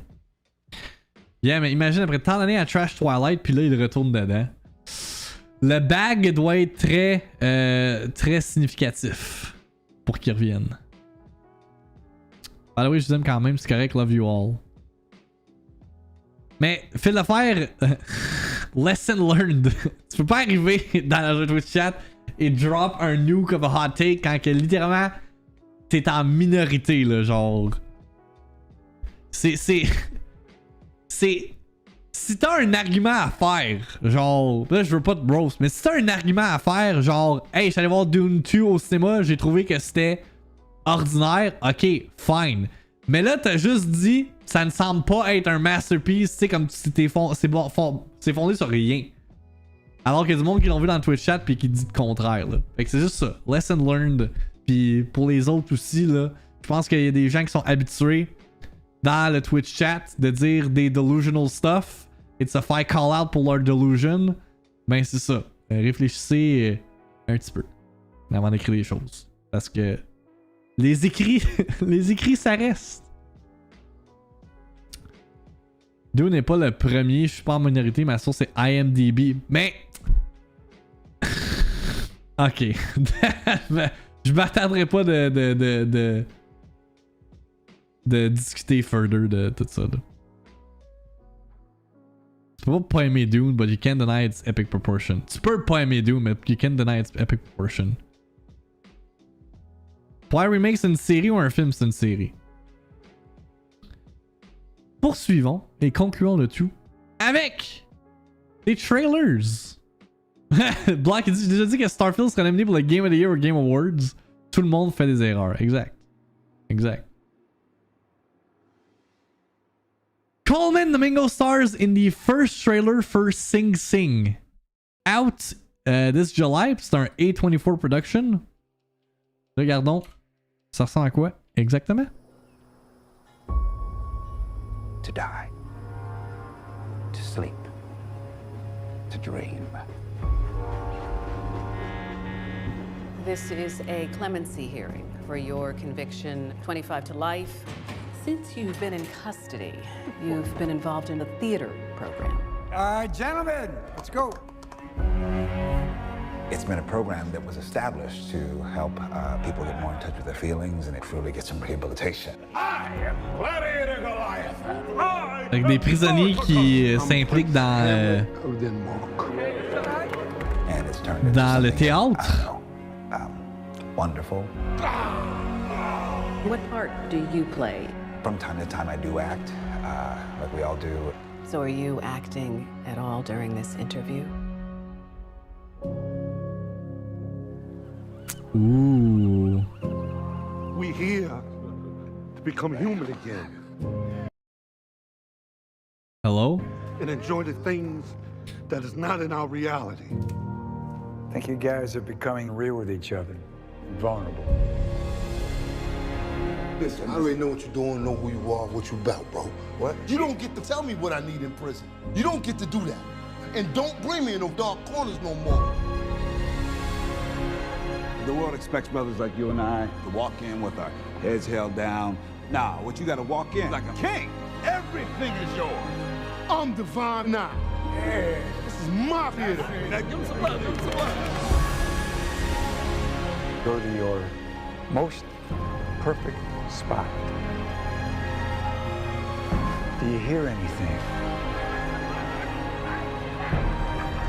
Are you with somebody? Ça a l'air d'être genre some deep acting là. Hold that feeling. Benito! Tout le long du film, t'aimes le personnage, t'as rendu à la fin, ils se demandent entre eux, hey, pourquoi t'es ici? Ah, c'est une famille au complet après avoir fait un hit and run parce que j'étais high. Oh my god. He's in his grave right now. He rolled over. You did your thing, beloved. J'aime le look vieillot. Yeah, c'est ça, c'est comme filmé avec some retro aesthetic là. J'ai 91% à mon examen intra d'université. Good job, Drix! Good job. Next trailer ce matin, c'est pour un documentaire sur la vie de Steve Martin. Ceux qui connaissent pas Steve Martin, je vois dans plein d'affaires là. En ce moment, il est dans Only Murders in the Building. Mais moi, quand je vois cette face-là, là... Attends, wait. C'est quoi... À quoi vous associez Steve Martin? Frame 1. Là. Quand quelqu'un vous parle de Steve Martin, c'est quoi le film qui vous vient à la tête? Écrivez dans le chat. Sans checker son IMDb page, juste moins cher la douzaine, Doesn't Buy the Something, SNL, Pink Panther, Panthère Rose, moins cher la douzaine. Yeah, moi avec c'est... L'agent fait la face! Dude! À quel point que t'es un boomer, Block. Planes, Trains and Automobiles. Yeah, il a joué dans pas mal d'affaires là.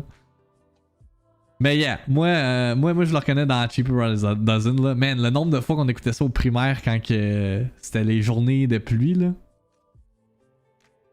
Et non, il est pas mort, resti. Il y a un documentaire sa vie qui sort sur Apple TV Plus le 29 mars. And if you bought my album and you came down here expecting me to do a lot of routines from the record and I didn't do them, well, excuse me.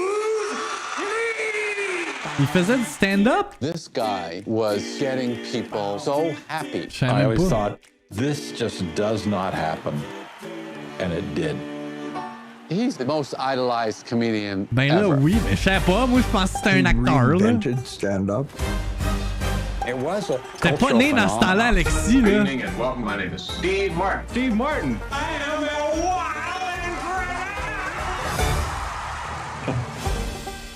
What he was doing was unique. It was chancy. I always thought of him as the door out of the 60s.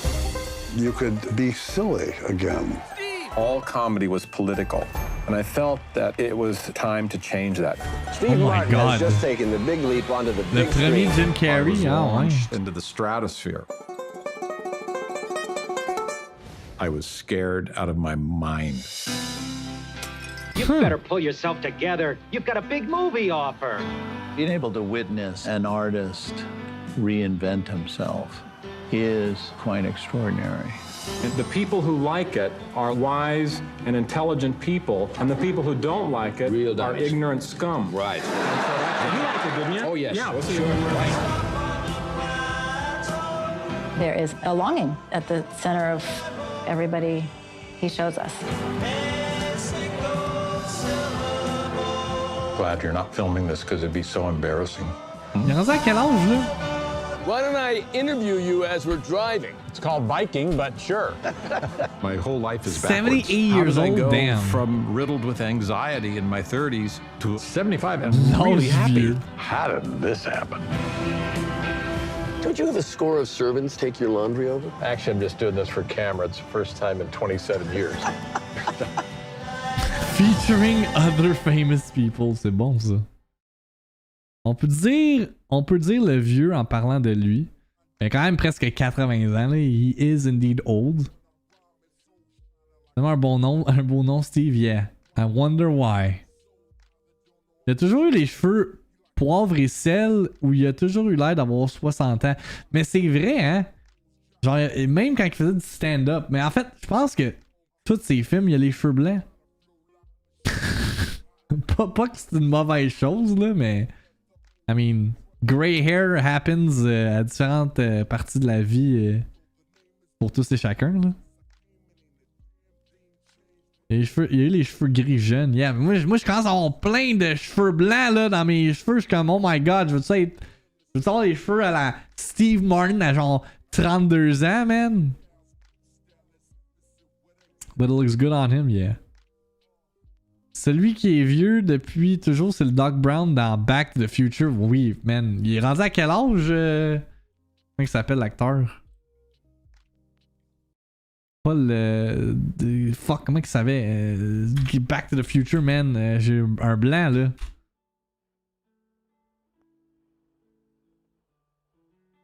là. Christopher Lloyd. C'est vrai que lui, depuis 1985, on dirait qu'il est vieux as fuck. Mais il a quand même 85 ans, là, maintenant.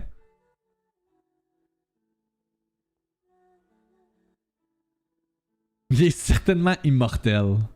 Il y a jusqu'à temps qu'on aille la news qu'il est décédé. Malheureusement. Man, j'avais oublié qu'il faisait... I forget his... Je suis pas bon ce matin les noms, mais il joue dans Addams Family.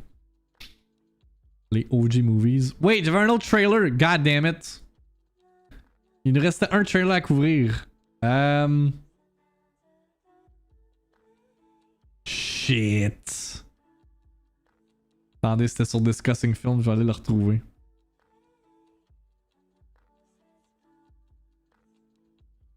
Ouais, je pense que c'est ça, Fester, effectivement.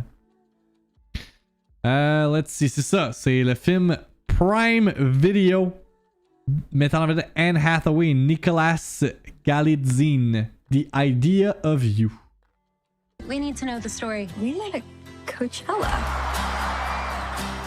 Avec Post Malone. Hi. This is your trailer? Yeah, I'm in the band. We're performing on the main stage. August Moon? Yeah. I met someone tonight. Un nouveau film avec des annonces. Hey, j'ai remarqué hier là, que Roadhouse sort dans 2 semaines. I'll watch that. Celine, we need you up front. Okay. Like, now.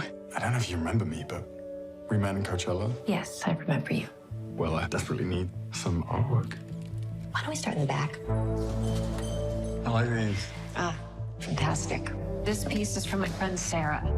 Nah, je pense pas que c'est un film pour Bibi, ça. What do you feel when you look at it? Everything. Bibi, elle aime les films d'horreur cheap, là. What is that song? It's nothing, really. I like it. Yeah? Yeah. I'm too old for you. Ouais, ça je me disais, là, Anne Hathaway à quel âge?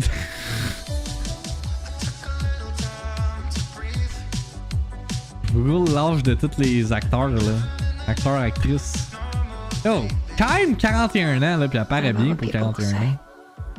I don't care what they say. Mais le gars, il a l'air d'avoir genre 24 ans, là.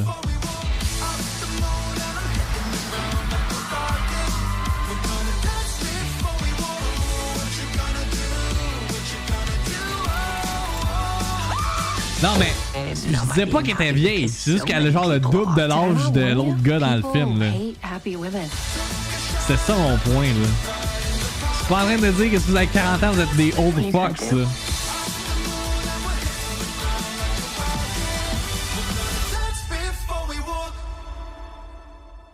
You dress? No.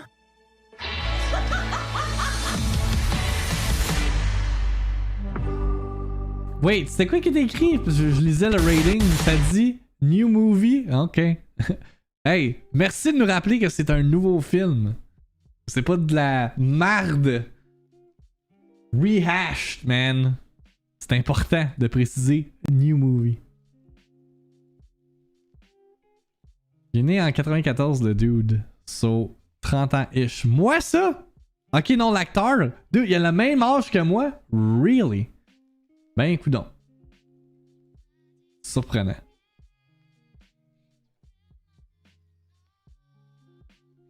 Ouais, 35 ans, ça commence les genoux très... Oh my god, Alexis! Genre, en fin de semaine, c'est quoi je faisais? Je pense que j'allais remplir ma bouteille d'eau. Je faisais le tour de mon couch. Mon genou a juste lâché. Mais ça a tellement pop fort que j'ai tombé. J'étais comme, oh boy. C'est là que ça se donne, là. Hey, je vous le dis, là, j'ai juste fall down. J'étais comme, ah! Parce que c'était comme un réflexe, là. J'avais pas tant mal, c'est juste que ça allait tellement pop fort, j'étais sûr que mon genou était fuck, là. Je me suis mis à crier, ma blonde est comme, qu'est-ce qui se passe? Comme mon genou, il a lâché. Et sans que ça a été un choc. Un gros choc pour you, boy. It begins, yeah. Yep, j'ai des cheveux blancs qui poussent. À même pas 30 ans encore, puis les genoux qui me lâchent. Le corps tombe en ruine. Yep, mon œil qui arrête de fonctionner tantôt, ça j'ai rien compris, là. Torn ACL, MCL, 6 mois de rehab. C'est comme avec Tom Brady, man, dans la série sur les Patriots. J'ai des cheveux blancs depuis que j'ai 18. Yeah, mais je sais que les cheveux blancs, ça peut pop n'importe quand, mais c'est juste que là, ça pop de plus en plus, puis j'y remarque. Je suis comme... Je suis genre self-conscious, là. À quand la chaise roulante? Ah, j'espère... j'espère pas bientôt, là. Parce que ça va être difficile de provide all this coverage, les amis. Qu'on va continuer de faire demain matin à compter de 9h. Donc, on va recap le Xbox Partner Preview qui va avoir lieu dans 1 heure maintenant. Fait que soyez des nôtres pour tout ça. Sinon, je sais pas de quoi d'autre qui pourrait se passer. Là. Le reste de la semaine, j'anticipe que ça soit relativement calme. Fait que si c'est le cas, who knows, peut-être un petit spotlight jeu vidéo vendredi. S'il n'y a pas assez de juice. On verra bien, on verra bien. Ça a commencé à Pave 2035. C'est badass les cheveux blancs. Ben, moi, je suis pas tendance d'avoir les cheveux blancs à 30 ans, là, you know. Oui, c'est exactement ça que j'ai dit, Alexis, le Xbox Partner Preview, mais à part ça, peut-être que justement jeudi, là, il y a le Capcom Spotlight aussi. Peut-être que vendredi, on pourrait checker la démo de Dragon's Dogma, s'il y en a une. On verra bien, on verra bien. Kakashi et les cheveux blancs. Ok, fucking weeb.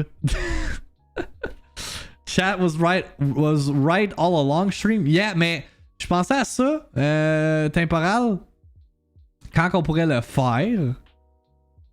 Probablement, mais j'ai le goût de le faire comme une journée où est-ce que j'ai congé, puis que je sais qu'il n'y aura pas de nouvelles, genre peut-être dans le bout de la fin de semaine de Pâques ou something. J'ai congé vendredi puis lundi cette fin de semaine-là, là. Ou cette semaine-là. Mais je sais que qui veut dire jour férié, ça veut dire que peut-être le monde vont être en congé, ce qu'ils vont se dire, ça me tente peut-être pas d'écouter un stream. En tout cas, j'ai pas développé l'idée plus qu'il faut, mais on verra. On verra. On parle de quoi là? Du stream où est-ce que je joue à des jeux que vous que vous me dites, que vous me shamez que j'ai pas encore joué. On parlait de ça. Il y a juste end le stream. J'ai comme pas de personne à raid en ce moment là, dans ma liste. Death Stranding, yeah, Death Stranding, Portal, all that stuff là. Yeah. Fait que je vais wrap it up anyway, faut que je quitte travailler dans 10 minutes là. Fait que on va juste close all of that. Merci tout le monde d'avoir été là et d'avoir fait partie de la conversation. Entre autres. Et on se refait ça demain. Demain, allez voir mon heure avec Outlast Trials en attendant sur YouTube. It's some good content. Si vous voulez voir your boy scared, shitless, ben peut-être pas shitless, mais qui est un peu scared là, this is it right here. This is it right here. Je peux vous montrer un petit aperçu là de quoi ça ressemble en terminant. Ça ressemble à ça ici là.